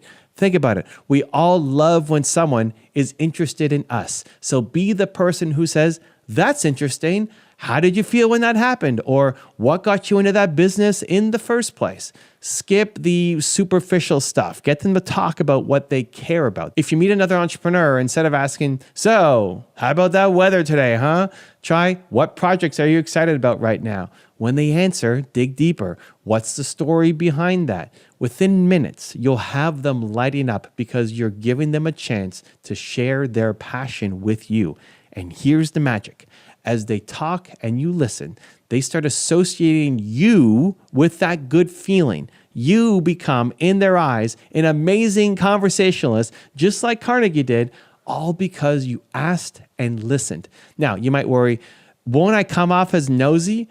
As long as you're genuine and not prying into ultra personal territories, people usually love it. Most of us are craving to be truly heard. So by asking sincere questions, you're offering a gift that so few people get, the gift of someone who cares. Third, use your body language and tone to build energy and trust. It's not just what you say, it's how you say it. Humans are wired to respond to nonverbal cues. So if you come in with a genuine smile, and a warm eye contact, you instantly signal to people, I'm friendly, you're safe with me. It's just biology. When someone sees you smiling and relaxed, their brain's mirror neurons fire and they start to feel a little bit of that warmth too. Emotion is contagious. So have you noticed when one person in a meeting is enthusiastic, others also perk up? That's the science of emotional contagion at work. So bring positive energy. It doesn't mean that you have to be bouncing off the walls and going crazy if that's not you. It can be a calm warmth. Just show that you're happy to be there in that moment with them. Similarly, pay attention to your listening signals. Nod your head, say mm-hmm, or I understand at appropriate moments. This tells them I hear you. Keep going. It builds incredible trust. Neuroscience tells us that when we feel trust, our brains release oxytocin, the bonding hormone. That oxytocin literally helps people open up more. They feel safe. On the flip side, if someone feels judged or ignored, their brain douses them in cortisol, which is a stress hormone, and they shut down completely. So your job in a conversation is to create that safe, positive bubble for them. And here's a quick tip. Mirror the person's vibe authentically.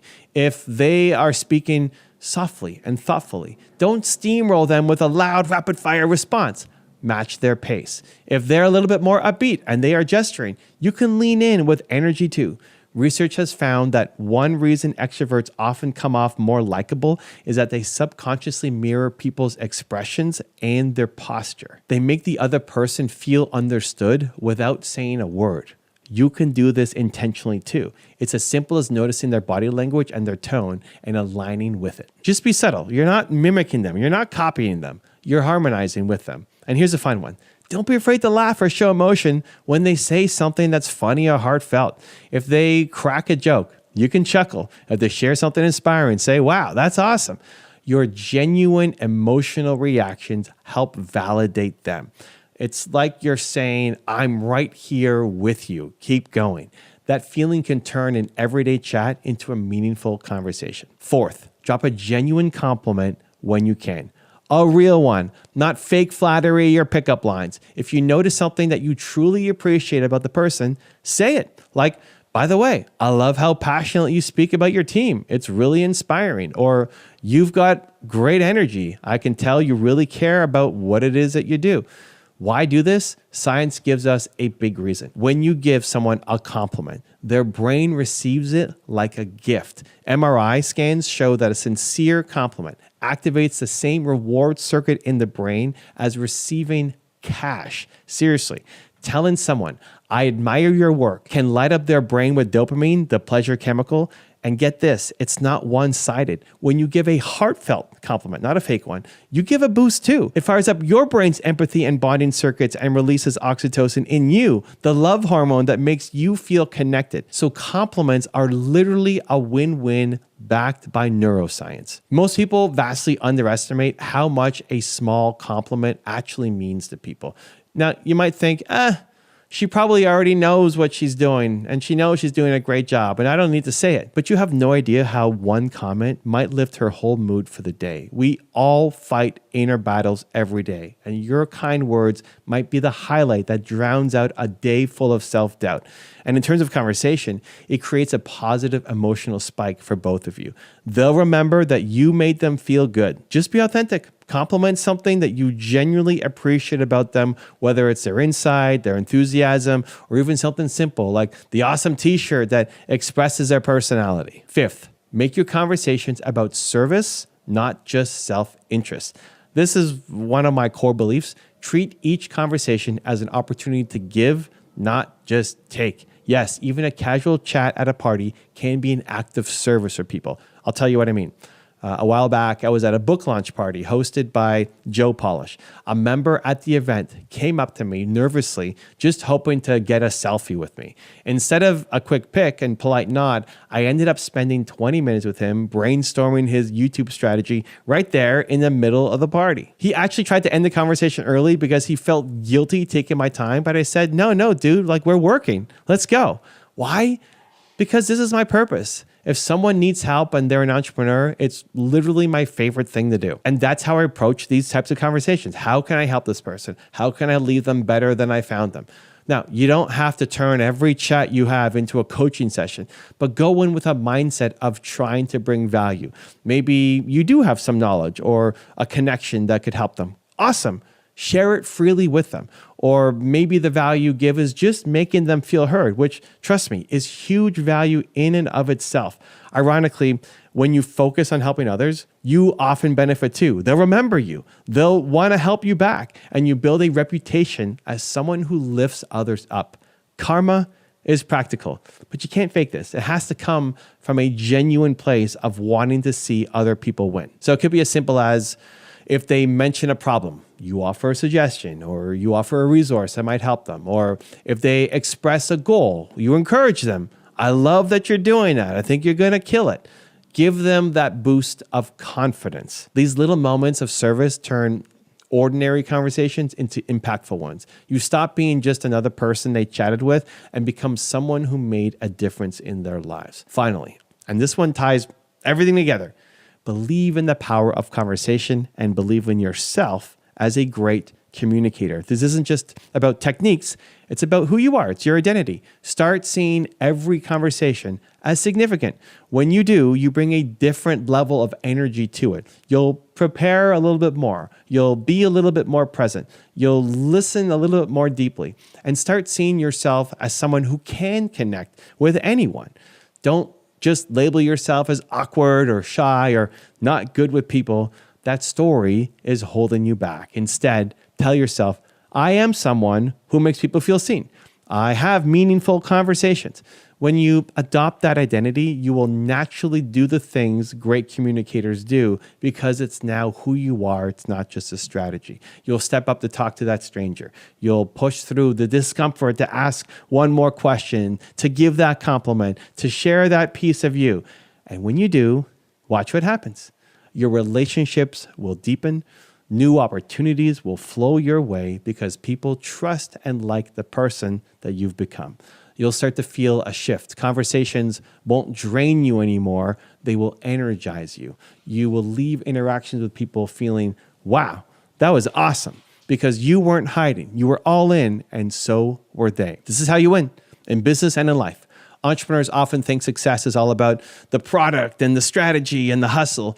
But behind every deal, every investment, every team is a conversation. Master this, and you master the art of inspiring, leading, and connecting, the art of making people believe. So here's my challenge to you. Your next conversation, maybe that's today, maybe tomorrow, treat it differently. Be present. Listen like few ever do. Ask the question nobody asks. Smile. Bring good vibes. Give a compliment. Offer help. Do even one of these things, and you'll see a difference. Do them all, and you will be amazed. You have the power to turn ordinary exchanges into extraordinary opportunities. So use it, because you are one conversation away from a breakthrough. Make it count.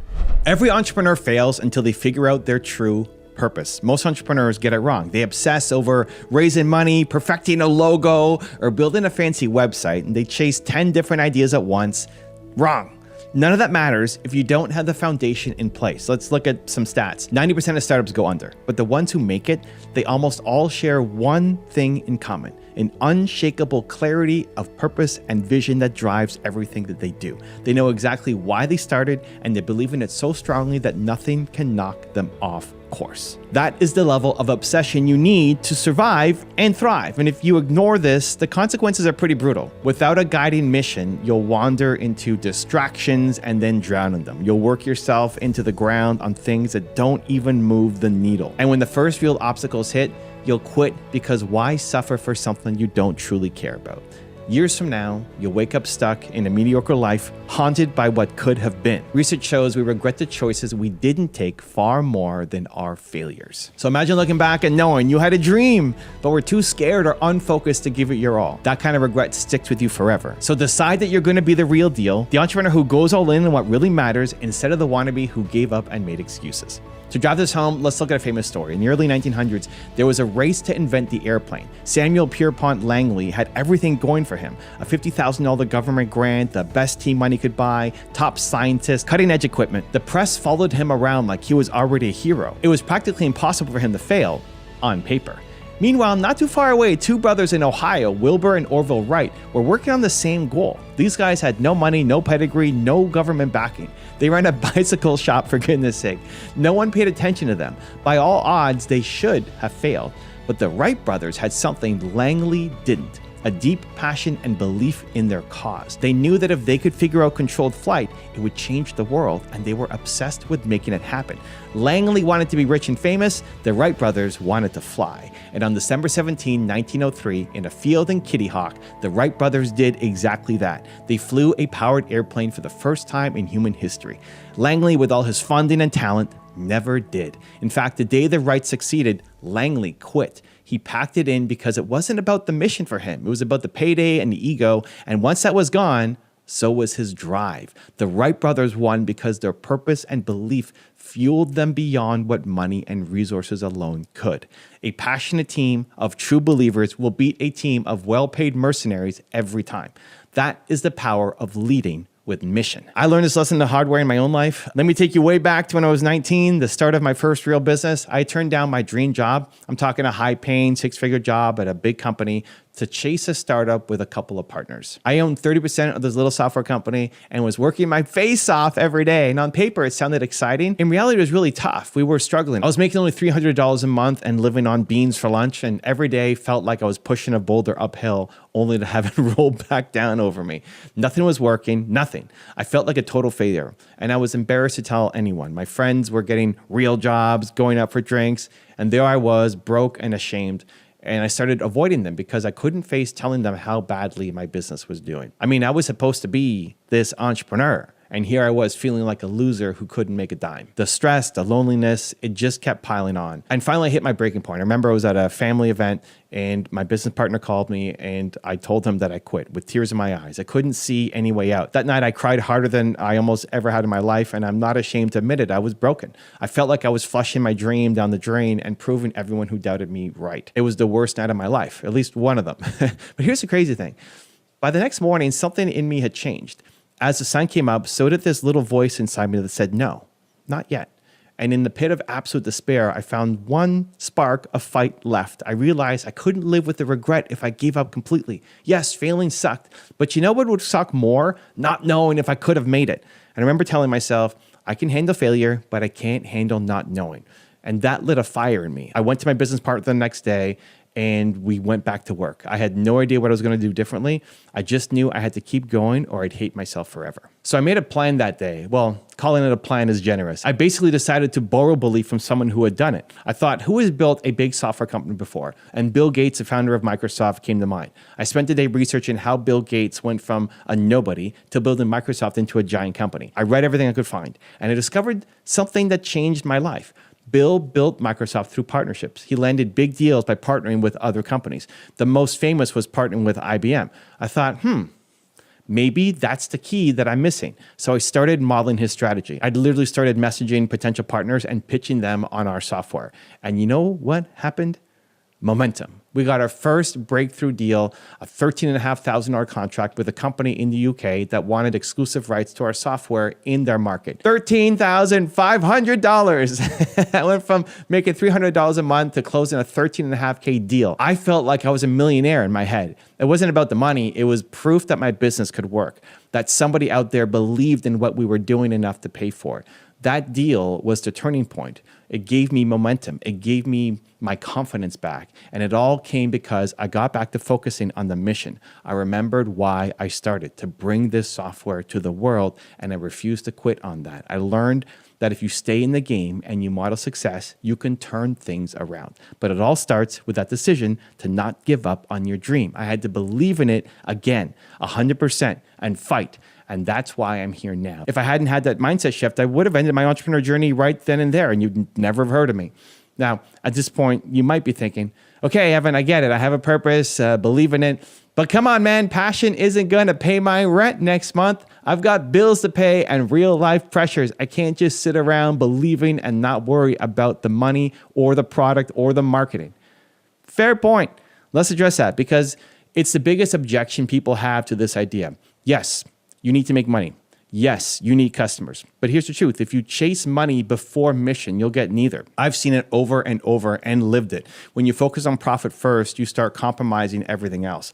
You cut corners, you get desperate, you lose sight of serving customers, and instead, you're just serving your own wallet. And in the long run, that destroys your business. I've said this before, I'll say it again. It's okay to want to make money. We're entrepreneurs, not charities. But if profit is your primary reason for starting a business, then you are in trouble. A profit-first mindset makes you do stupid things. You sacrifice your team, your product quality, your customer experience, all in the name of squeezing out a buck. You know where that leads?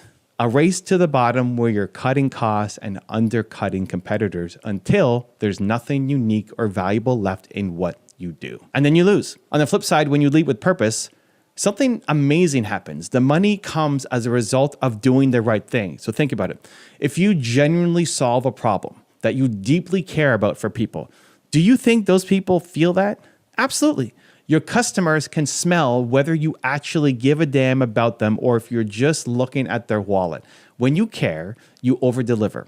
You wow people. They become raving fans and tell others. That drives sales. And you can weather the early stages when money is tight because you're fueled by something bigger. You'll show up with energy and creativity even when you're tired and broke, whereas the person who's only in it for cash is going to burn out fast when things don't go as planned. So let me ask you this. Who works harder? Someone doing a job they hate just for a paycheck or someone doing work they love for a mission they believe in? Right? It's obvious. If you've ever worked a boring job, you know you do the bare minimum. You watch the clock, you mentally check out at 5 p.m., but when you're part of something that you love, maybe a project or a cause you really care about, you became a maniac. You put in extra hours and didn't even feel the time passing by. You lay in bed or shower thinking of ideas for. You gave your best self to that work. The difference in output is huge. As a founder, you want that level of effort and passion from yourself and eventually from your team. That only comes from having a meaningful mission. In fact, great leaders inspire people to act by giving them a sense of purpose or belonging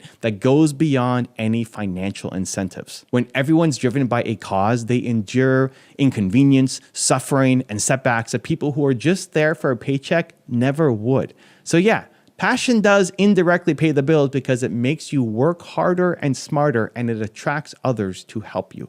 Purpose drives profit. Not immediately. You still have to be smart about your model, but it lays the only sustainable foundation for success. Now, I want to give a quick shout out here because this entire video was sparked by a great question from one of our community members, Ryan Leo from our school community. He asked, what's one thing every entrepreneur should focus on in the early stage of building their business?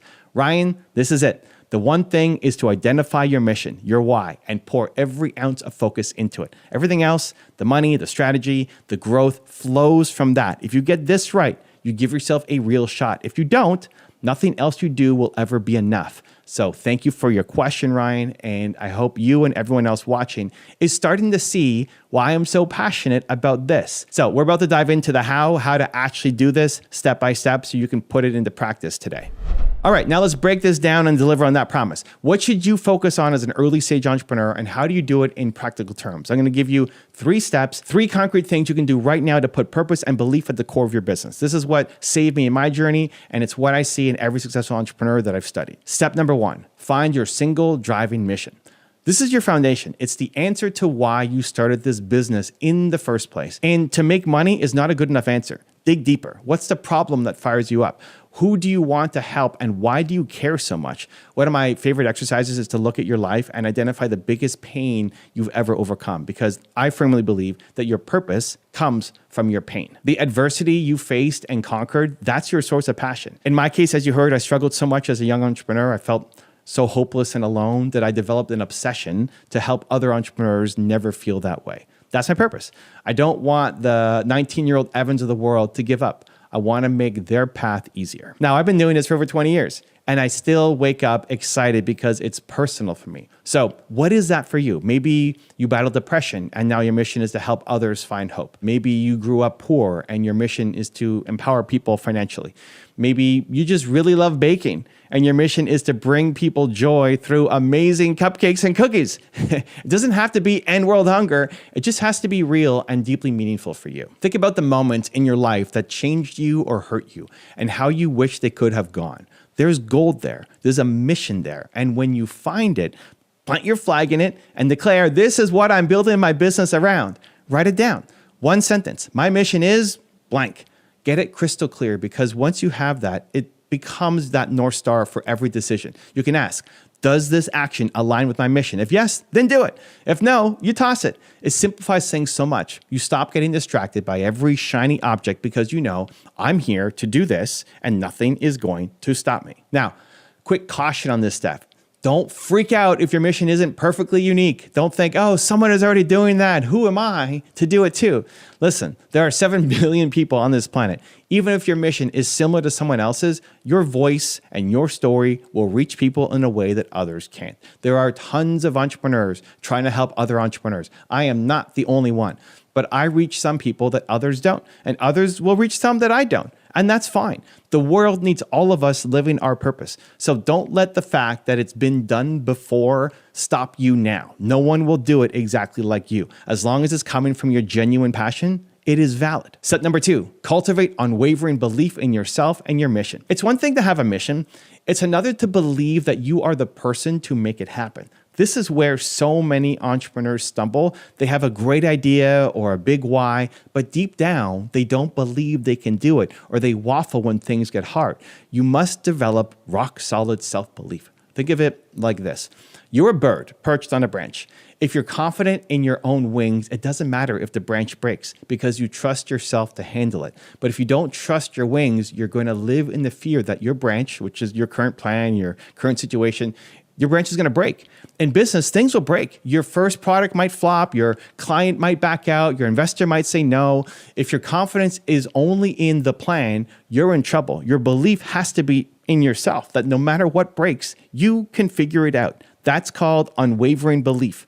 So how do you build that kind of belief, especially when you're just starting and the results aren't there yet? I'll share what works for me. Daily rituals to feed my mindset. Every single day, I do something to strengthen my belief because, let's be honest, motivation isn't a one-time thing. It's like bathing, like Zig Ziglar says. You need to do it daily. For me, I take a believe walk. Literally, I go outside and walk while listening to something inspiring. A video, a speech, something from a person I admire. True story, the other day, I woke up with a pounding migraine after only a few hours sleep, and it was dark and raining here in Toronto, and I had back-to-back meetings and interviews lined up, and I felt like garbage. I had zero motivation. And part of me was thinking, maybe I can cancel everything today. Who would really care? Ever had one of those mornings? Here's what I did. I forced myself out the door in the rain, popped in my earbuds, and I listened to Elon Musk at the time, talking about his vision for the future. Why Elon? Because his vision is insane and it inspires me.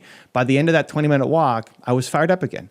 Seeing someone who was more successful and still pushing massive missions made me want to attack my day. I came back home, ready to go crush my schedule. What changed? Not the weather, not my migraine, just my mindset. I refueled my belief by borrowing from Elon's story. This is what I mean by feeding your mind daily. You might use podcasts, books, YouTube videos, prayer, meditation, whatever fills you with strength and positivity. Make it a routine. Block it in your morning if you can. Because as an entrepreneur, you're battling doubt and fear constantly, your own and everyone else's. You need to armor up your mind every day. When you consistently flood your brain with stories and examples of success and courage and perseverance, you train yourself to think that way. Neuroscience even shows that your brain's RAS, the reticular activating system, will filter in information that aligns with what you focus on and believe. So if you focus on your goal and believe in it, your brain will literally help you spot opportunities and solutions to achieve it. Focus on fear and doubt, and you'll only see roadblocks. So choose carefully what you feed into your mind. Surround yourself in person and virtually with people who uplift you and remind you of what's possible. Protect your environment. That might even mean cutting back time with friends or with family who are negative about your business. Now, I'm not saying drop all your friends, but maybe don't discuss your dreams with those who shoot them down. Find a community like Believe Nation here or mentors who build you up. When you falter, and you will, borrow belief. I still do. If I'm facing something scary or new, I'll think about how my mom believed in me or how my audience believes in me, and I use that as motivation until my own belief catches up. Do whatever it takes to keep your belief tank full, because if that ever runs empty, you're done. But as long as you believe in yourself and what you're doing, you are literally unstoppable. You'll find a way through anything. Step number 3, take action now. Start by serving one customer extremely well. Okay, you have your mission and you're building your belief. Now you need momentum. Vision means nothing without execution. This is where you switch from planning into doing. And my advice here is simple. Start small and start now. A lot of new entrepreneurs get stuck here. They think they need the perfect business plan or 10,000 followers or everything figured out before they actually engage with customers. Nope. The best way to start is to help one person, just one person, solve one person's problem with your product or service. Deliver value to one client, sell to one customer. Why? Because that first real result is priceless. It gives you proof that your idea works, or it gives you feedback on what to fix. It gives you confidence and a testimonial. It might even give you your first dollar of revenue and referrals. But most importantly, it gets you out of the wantrepreneur stage and into the entrepreneur stage. You're doing it for real this time. So if you have 5 potential customers in mind, call one of them today. If you have 0, then make a profile of your ideal customer based on your mission and reach out to someone who fits the description. Offer to help them for free or at cost, whatever you need to do to get that first win. Do not obsess about scaling or what if 1 million people buy this. Focus on your first fan and give them an experience that makes them say, holy crap, this is amazing. When Amazon started, Jeff Bezos didn't try to sell everything. He focused on just books initially. By nailing the online bookstore model, he built a foundation and could then expand. Bezos himself said that narrowing the focus to one category was a key to Amazon's early success. So think, what's your version of selling books first? Create a small, winnable market or task for yourself. Win it, then move to the next. Here's another example. If you're building an app, don't wait until it has 50 features and a fancy UI to get user feedback. Build a simple version or even just a prototype on paper and get it in front of someone now. Let them use it and learn from their reactions. Early on, feedback is your friend and you only get that through action. Plus, by focusing on one user at a time, you'll naturally create a better product. I always tell entrepreneurs and founders, don't worry about the ones who aren't there. Serve the ones who are. If only 3 people watch your video, treat those 3 people like gold. Reply to their comments, ask them what they want more of, over-deliver to those 3 so they tell 3 more people. Focus on who you're serving, not who you're not. I did this with my own YouTube channel. When I only had a few comments, I replied to everyone and built real connections. Those early supporters became evangelists for me. You don't need 1 million customers to start. You need to deeply impact the ones that you have, even if it's just one. Great businesses grow from word of mouth because the founders were obsessed with customer success, not just customer acquisition. So who is your one going to be? Identify the first target and go make them super happy. Now, while you're taking action, keep this in mind.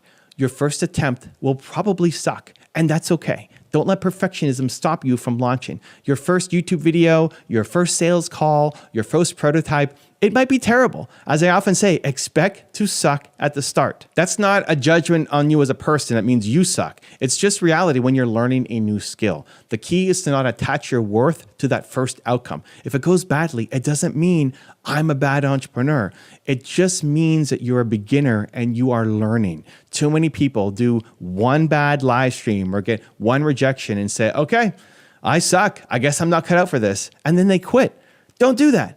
Embrace the suck, laugh at it, learn from it, and improve. Expect it. Each iteration will get better if you keep your mission in mind and listen to the feedback. I promise you will not suck forever if you keep going and keep learning, but you will 100% fail if you stop. So get that first version out, deliver it to your one customer, and then iterate. This action-oriented mindset is what separates the ones who talk about being entrepreneurs from the ones who are entrepreneurs.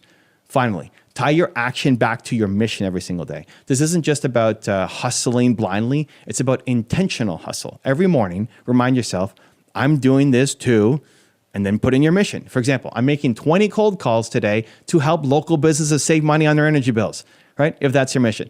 When you connect the grind of the day to the higher purpose, you'll find even the tedious tasks start to gain meaning. It stops being, I have to do accounting, and becomes, I'm doing accounting so I can keep my business healthy and continue serving my mission. Everything becomes motivation for that mission, and that mindset makes you way more resilient. Let me also share a philosophy that my mom taught me, which has also become a core of Believe Nation values. If you have the ability, you have the responsibility. If you can, then you must. Think about that. If you can help someone, you must not turn away. If you have a gift, you must use it. If you see a problem you can solve, you must step up. That's a powerful way to live and do business. It means your business isn't just about you, it's about the people that you are meant to serve. So when fear creeps in or laziness tempts you to Netflix instead of work, remember, someone out there needs you. If you don't show up, they stay stuck. But if you do, you might change their life. How dare we hide our gift, right? That mindset kicks me into action on days I feel low. I think of that 19-year-old entrepreneur who's watching my video somewhere and I say, I have to show up for her because I can. Use that sense of duty to your advantage. It's one of the best cures for procrastination and fear that I know. So that's the formula, my friends. Purpose, belief, action. Focus on those first. Nail those, and I guarantee you will build something that not only succeeds, but fulfills you. So to recap, first, define your purpose, the meaningful mission that will be the heartbeat of your business. Second, build unbreakable belief in yourself and that mission. Feed your mind daily, surround yourself with positivity, trust your wings so you're not afraid of the branches breaking. And third, take action now. Serve one customer, create momentum, and iterate, all while keeping your mission front and center. Do this, and you will be ahead of 90% of new entrepreneurs who are scattered, directionless, or chasing shortcuts. You'll be building on bedrock instead of quicksand. And most importantly, you'll become the kind of person you're proud of. Someone who doesn't just talk about wanting to start a business, but someone who is actually making a difference one step at a time. You'll feel that alignment in your soul when you wake up each day, knowing why you do what you do. And that feeling, that's freedom. That's success beyond any dollar amount. The dollars will come, trust me. They're a byproduct of doing meaningful work with excellence. Marketing is the lifeblood of your business. It doesn't matter how great your product or your service is, if nobody knows about it, you're not in business. When you avoid marketing, you're essentially writing a death sentence for your dream. And if you keep neglecting it, your ideal customers will never find you and your competition will eat your lunch while you watch your vision wither away. Back in 1984, Steve Jobs bet everything on a single, bold marketing move. Apple was about to launch the Macintosh, and Jobs commissioned an outrageous Super Bowl commercial that looked nothing like anyone had seen before. A woman smashing Big Brother on a huge screen to announce the birth of the Mac. Apple's board of directors hated it. One board member even wanted to fire the ad agency that made it. The CEO told the team to sell off the Super Bowl ad slot and cancel the whole thing. But the marketers in Apple's team quietly refused to back down. They ran that ad anyway in the Super Bowl, and it became legendary. The commercial shocked the world, generating massive buzz and reinvented Apple's image. A week later, Apple's once skeptical board gave a standing ovation, admitting they were wrong about the power of that marketing. Here's the thing, the pressure Steve Jobs felt to prove his vision is the same pressure you feel right now. He bet his company on one gutsy marketing idea when everyone around him doubted him. Now, you might not be launching a Super Bowl ad, but every time you put your message out there, it can feel like your reputation and business are on the line. I know how that pressure feels because I lived it. When I was 19, I became a co-owner of a tiny startup. We had a great piece of biotech software, but we had zero clue how to market or sell it. Month after month, very limited sales, crickets. I felt like a total failure. I was isolated, overwhelmed, and almost gave up entirely, wondering if I was cut out for entrepreneurship or not. But in that dark moment, I decided to dig deeper instead of quitting. I told myself, I'm not the first guy to struggle with marketing, so how did others figure it out? I started studying how the great entrepreneurs got known. I learned that Bill Gates built Microsoft by partnering with bigger players. So heart pounding, I started reaching out to companies that had the customers we needed, and I proposed a partnership. I was a nobody. I was 20 years old. I was terrified. They'd laugh me off. But you know what? One company said yes, and that one partnership helped expand our business. We went from slowly moving along to landing over 300 customers in 30 countries. We built a global brand because I swallowed my fear and marketed through a partnership when it counted. I learned that marketing isn't about slick ads or having a huge budget. It's about courageously putting yourself out there and finding smart ways to reach people.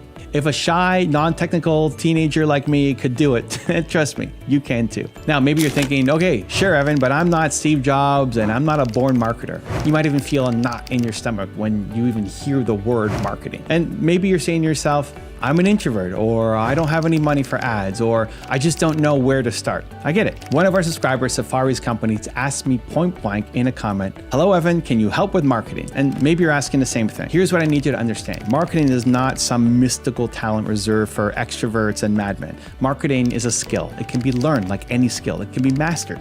And it starts with a decision to stop making excuses and start taking action. You don't need millions of dollars or a fancy ad firm. What you need is the belief that your message matters and the willingness to fight for it. Now, if you've watched this far, you have that spark inside you, and now I'm going to show you how to turn that spark into a fire. Make marketing non-negotiable. Your business depends on it. If you only take one thing from this video, take this. Treat marketing as a must, not a maybe. Too many entrepreneurs build a product and just hope people will magically find it. They won't. Without promotion, something terrible happens. Nothing, as master showman P.T. Barnum famously said. And he was right. Look at the stats. 52% of small businesses admit they routinely put off marketing tasks. Why? They feel they're too busy, or it's uncomfortable, or they think it's not their job. But avoiding marketing is a fatal mistake. I want you to flip a switch in your head starting today. Marketing is your number one job as an entrepreneur. Not an afterthought, not a when I have time activity. It is the activity. You could have the cure for cancer or the next iPhone in your hands, but if you don't actively market it, nobody will care. So schedule it, prioritize it, put it on your daily to-do list. Even if you only have an hour a day, use that hour consistently. More than half of business owners say they have an hour or less per day to spend on marketing. Fine, make that hour count every single day. Consistency beats intensity. I'd rather you spend one focused hour every day promoting your business than a sporadic blitz once in a while. When you make marketing non-negotiable, you send yourself a clear message. I'm here to play in the big leagues. That mindset shift alone will start producing opportunities for you. And remember, your business's survival depends on people knowing and caring about what you do. So add fuel to that fire. No more hiding. No more saying, I'll get to it later. Later is already too late. Start today. Post that video, send that email, make that phone call, fanatically promote your value. The world needs to know about you, and it won't happen by accident. Obsess over understanding your customer. Great marketing isn't about slick tactics. It starts with empathy. If you don't deeply understand who you're serving and what they desperately need, all of your marketing efforts are just a shot in the dark. This is where so many entrepreneurs go wrong. They talk about features and facts that they think are cool instead of speaking to the customer's heart and pain. The result is crickets. In fact, 42% of startups fail because they didn't solve a real market need. They created something that nobody truly wanted. I nearly fell into this trap myself. In my software startup, we once spent months coding a cool feature, and guess what? Not a single customer cared about it. We wasted time because we didn't bother to ask what our customers actually needed. Never again. From then on, I made it my mission to build around what customers really wanted. You need to do the same with your marketing. Get out of your own head and into your customer's head. Who are they? What keeps them up at 2 a.m.? What problem would they pay almost anything to solve? What language do they use to describe that problem? Do the research, talk to them, literally call a few customers or prospects and listen, really listen to their frustrations and their desires. Read the reviews in your industry, look over forums and social media comments, look for the complaints, find the exact words your target audiences use, and then mirror those words in your marketing. When your customer feels like, wow, they get me, trust is formed in an instant. Also, focus your message on the outcome that you deliver, not just the product. Remember the old marketing truth? People don't buy a 1/4-inch drill, they buy a 1/4-inch hole, and really they're buying what that hole will do for them. Speak to the result and relief your solution provides. And please, ditch the jargon. If you can't explain your value in plain language a 10-year-old would understand, go back to the drawing board and reword it. Research shows investors and customers prefer simple, clear language. The grandmother test, as I like to call it. So boil your message down to the core. Who do you help? What problem do you solve? And why do you do it better? When you truly know your customer and speak their language, marketing stops feeling like selling and it starts feeling like helping. And that is a game changer mentality shift. Suddenly your emails get open, your ads get clicked, your phone starts ringing with referrals because your audience hears their own story in your marketing. That's the foundation everything else rests on. Obsess over your customer and you'll never worry about marketing tricks. You'll be delivering exactly what they're already searching for. Tell your story and share your values. People don't want to be sold a product. They want to buy into a mission and a story. Especially today, people are craving connection and authenticity. So the question then becomes, what is your story? Why did you start this business? What do you stand for? And if you haven't shared that, you're leaving your most powerful marketing weapon on the table. Facts tell, stories sell. It's cliche, but it's true. Research from Stanford shows a story is up to 22 times more memorable than facts alone. Now think about that. You could fire off a bunch of data in your marketing and people will forget almost all of it. But wrap a single fact in a relatable story and it sticks. Why?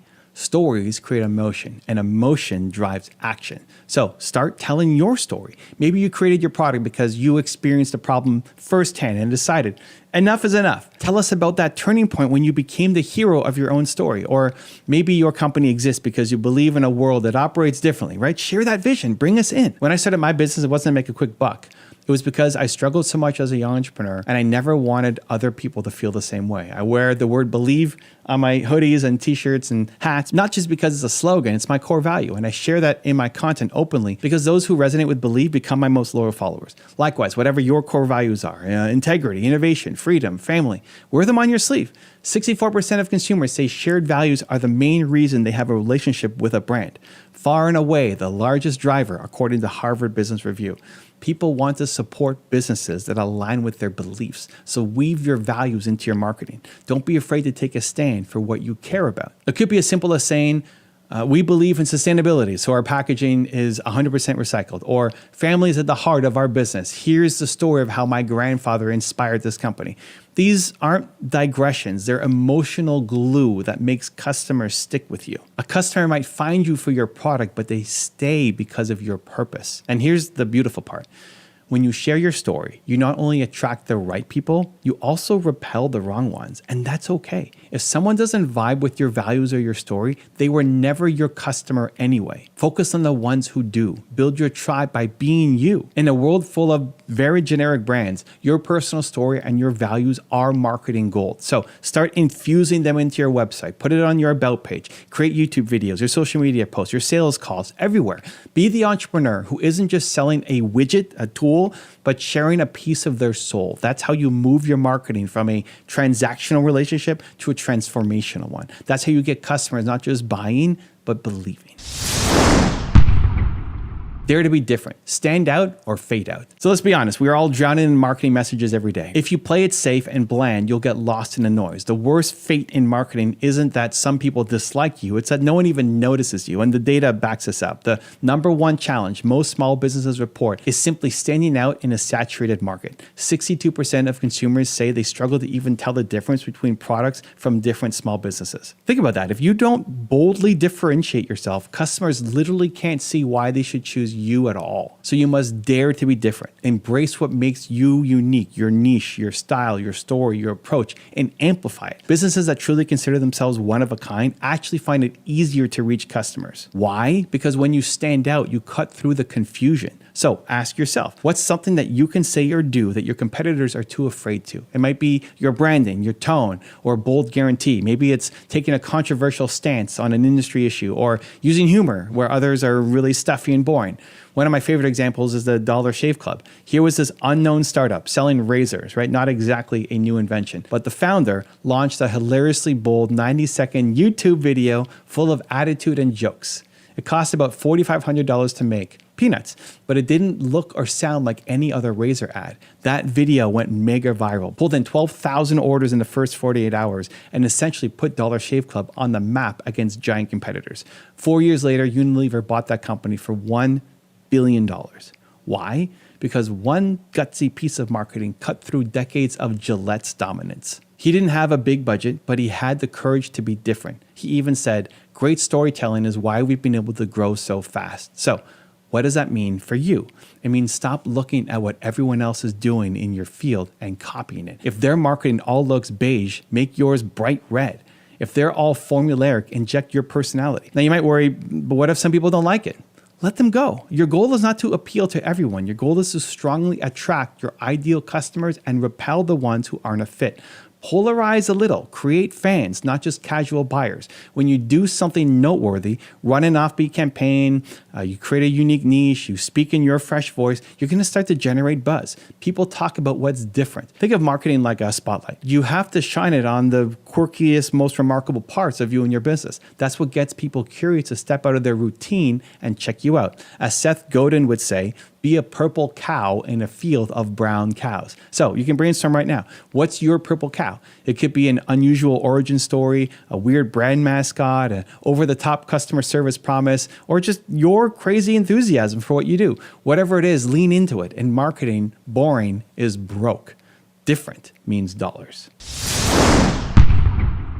Over-deliver value and build trust. At the end of the day, trust is the currency of any successful marketing campaign. You can get attention with hyper creativity, but if you don't back it up with real value and integrity, you'll never earn loyalty. Great marketing isn't about tricking people into a one-time sale. It's about building a relationship so they come back again and again, and they bring their friends. So how do you build that trust? Start by over-delivering. Make your product or service so good that it markets itself through word of mouth. Think about it.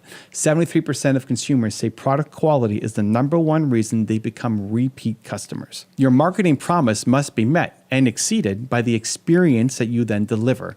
If it's not, no fancy ad campaign will save you. So ensure you're really proud about what you offer. Then actively leverage your social proof. Humans are social creatures. We look to others when making decisions. In fact, the vast majority of people now trust online reviews almost as much as personal recommendations. And over 90% of consumers read reviews before buying anything. That means one of your marketing priorities should be encouraging and showcasing your testimonials, your reviews, any evidence that real people love your business. Don't be shy here. If a customer sends you a thank you email saying that your service completely changed their life, ask for permission to turn that into a public review. Video testimonials are gold because they're hard to fake and highly relatable. Think about featuring some on your website and your landing page. Next, position yourself as an authority in your space. This isn't about your ego, it's about reassurance. People trust businesses that demonstrate expertise. So share useful tips, publish how-to guides, speak at local events, get featured in the media, go on shows. I started sending out a press release every 2 weeks when I launched my website,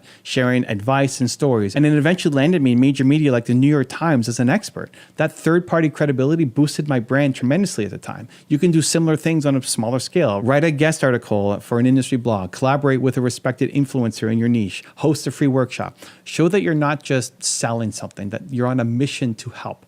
That builds trust before a potential customer even makes contact. Also, be transparent. If something goes wrong, own it and communicate proactively. If you're new or small, don't pretend to be a giant corporation. Play to your strengths like personal service and speed. Trust is also reinforced by consistency. So show up reliably with your content and messaging, as we've already discussed.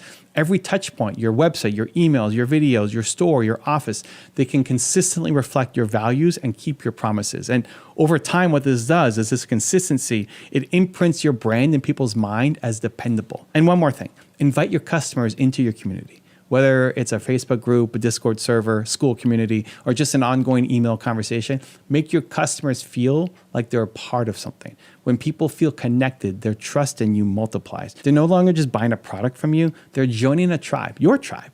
And members of a tribe stick around and advocate for the brand that they love. So deliver exceptional value. Prove it with social proof. Be the expert who genuinely cares and treat your customers like lifelong partners, not one-off transactions. If you do this, you won't just have customers, you'll have raving fans who do a large part of your marketing for you. Collaborate and partner for exponential growth. You've heard the saying, if you want to go fast, go alone. If you want to go far, go together. This absolutely applies to marketing. One of the biggest force multipliers in getting your business known is partnering up with others. As entrepreneurs, we often think we have to do everything ourselves, but smart partnerships can really excel you years ahead. In fact, studies show that high growth brands are 3 times more likely to use marketing partnerships as part of their strategy compared to low growth companies. So the evidence here is clear. Collaboration creates leverage. leverage. I learned this firsthand in my own startup. We partnered with a larger competitor to co-promote our software, and it opened doors to tons of customers we could have never reached alone. So how can you leverage partnerships? Start by looking at who already has the attention of your target audience. Is there a business with a complementary product or service, not a competitor, but something related that serves the people you want to reach? Team up with them. It could be as simple as a co-hosted webinar where you each introduce your brand to each other's audiences, or a cross-promotion deal. You email your list about their offer and they email theirs about yours. It could be creating a bundle or a special package where you offer your things together. One classic example is a partnership between GoPro cameras and Red Bull. Both target adrenaline-loving audiences, so they often collaborate on content and events, effectively sharing their fan bases and marketing muscle. Now, you don't have to be Red Bull to do this. Even two local businesses can join forces. Maybe a local gym partners with a healthy meal prep service. They promote each other with flyers, referral discounts, combined social media challenges. Both win new customers at very low cost. Also look at influencer partnerships. Are there individuals, YouTubers, Instagram personalities, bloggers, authors that your target audiences follow and trust? If you can build a relationship with those influencers, you tap into a well of credibility and exposure. That might mean offering your product for them to review, or even doing an affiliate deal where they earn a commission for referrals. People are more likely to try something new when someone they trust says it's great. And don't overlook channel partnerships. If you have a product, can you get a big retailer or platform to carry it? If you have a software, can you integrate within a larger software's ecosystem so users can see you? Microsoft built its empire in part by partnering, like having thousands of independent software vendors develop for Windows. Those partners made Windows more valuable, and Microsoft in turn gained a massive distribution network. Again, scale it down to your level. Think about aligning with the players in your space who already reach your ideal clients. Approach partnership conversations with a win-win mindset. It's not about begging for favors. It's about creating mutual value. When you pitch a collaboration, lead with how it helps the other side. Maybe it gives their customers extra value or positions them as offering something new and cool. Be reliable and easy to work with, and you'll find partners opening doors for you too. Remember that business is not a zero-sum game. By combining forces, 1 + 1 can equal 3 or 30. So brainstorm a list of potential partners and start reaching out. Even one good alliance can completely change the path of your marketing reach overnight. So don't try to do everything solo. Find your allies and conquer together. Provide value first through content. So we've talked about mindset, understanding storytelling, boldness, trust, and partnerships. Now let's talk strategy. One of the most practical marketing tools at your disposal is content, not ads, not cold calls. Content that educates, inspires, and entertains your target audience. Why? Because in today's world, people have filters up for traditional advertising, but they actively seek out helpful or interesting content. If you become the source of that valuable content, you earn attention and trust before you ever ask for the sale. It's basically marketing on easy mode. Consider this: content marketing generates 3 times as many leads as outbound marketing and costs 62% less. That's backed by data. Educational videos, informative blog posts, insightful podcasts, these draw people in without expensive ad spend by offering real value up front. And it makes sense. When you freely help someone solve a problem or learn something new, you establish yourself as an authority and an ally. You're not chasing them down, they're coming to you. So what content should you create?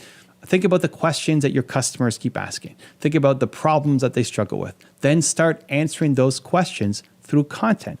If you are a fitness coach, maybe you write 5 quick home workouts for busy professionals, or you do a video demonstrating them. If you run an accounting firm, maybe you publish a simple checklist, the top 10 tax deductions small businesses overlook. This isn't giving away your secret sauce, it's showcasing your expertise and generosity. And here's the kicker: it attracts more qualified leads. The people consuming your content self-select as interested in what you offer. By the time they reach out to you, they're pre-sold on your knowledge and value. It massively shortens your sales cycles. Content is also the engine of the online ecosystem. Good content gets shared on social media, found on Google, forwarded to friends. One blog post can keep pulling in leads for years. Talk about marketing that works for you 24/7. But note, consistency is crucial. A single blog post or one video is not going to move the needle.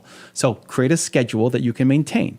Maybe one piece of content a week to start. Over time, you'll build a library of value that becomes an asset in its own right. And don't forget to repurpose your content. Turn that webinar into a series of short videos or a blog post into an infographic.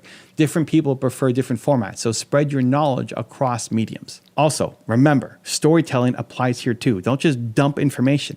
Wrap it in stories or examples so it sticks. Remember the 22 times more memorable stat? Let your personality shine in your content. Tell your story. That's how viewers feel a personal connection with you. There's a reason I've made thousands of YouTube videos highlighting lessons from successful people. It's valuable content that also aligns with my mission to spread belief. That content has brought me an audience of millions of people, many of whom go on to become customers of my other businesses. You can start small, but the principle stands. Lead with value. Give before you ask. It might feel slow at first, but you are planting seeds that will yield a harvest for years to come. Content builds an audience, not just a customer list. And an audience is one of the most powerful assets that you can have because they'll follow you, rally for you, and buy from you repeatedly. So whether it's writing tips on LinkedIn, sharing how-to videos on YouTube, or posting insightful infographics on Instagram, start sharing what you know. Be the teacher, the guide, the entertainer in your niche. It's marketing that doesn't feel like marketing, and that's why it works so well. Keep believing and keep moving forward. So look at you, you made it here. You're absorbing all these strategies and stories that already sets you apart. Most people won't invest this kind of time in leveling up, but you did. So take a moment and just acknowledge that. You're not just sitting back wishing your business will grow, you're actively doing the work, and that's huge. Now, knowledge without action means nothing. So I've given you a roadmap, but you have to drive the car. The doubt that you had about marketing, is it a little quieter now? I hope so. So hold on to that belief because you can do this. You can. Every marketing master was once a beginner who just decided to try. The difference is they didn't quit when things got tough. They tweaked the campaign, they learned from the no's, and they kept going. You're going to do the same. Remember, you're not just an entrepreneur or an inventor or a service provider. You are a marketer. This is part of your identity now. Embrace it, wear it proudly. It's the identity of someone who refuses to let their dream die in obscurity. It's the identity of someone who will find a way to connect, to serve, to shine a light so bright that customers can't help but notice. So you have the tools, you have the heart, you have the vision. Combine those and you become unstoppable. So step into the arena and start implementing. Tweak your mindset to make marketing a must. Go call a customer to update your message. Share that personal story in your next video. Reach out to that potential partner you've been too nervous to approach. Create one piece of content this week that provides incredible value to your audience. Do it now while the ideas are fresh and your motivation is high. Marketing is a journey, not a one-time thing. You'll get better with each experiment. Some things will flop, that's fine. Each failure is just data that's guiding you to something that does work. But as long as you keep moving forward, you keep testing, you keep believing in your mission, you will make progress that once felt impossible. If a teenage kid who started off making $300 a month, me, can build a global business by learning marketing, then you, with all your experiences and passion, can absolutely blow past anything that's holding you back right now. Now go out there and put this into practice. Your business needs you to be its champion, its voice, and you are ready to step into that role. And congratulations, you're one video closer to who you're meant to be. Believe. To watch the 10 money traps that keep you poor, check the video right there next to me. I think you'll love it. Continue to believe, and I'll see you there. You're not broke because of the economy or bad luck. You're broke because you keep stepping into the same 10 money traps. While other entrepreneurs are quietly getting rich by avoiding these mistakes, you might be repeating them without even realizing it. And if you don't fix this, a year from now,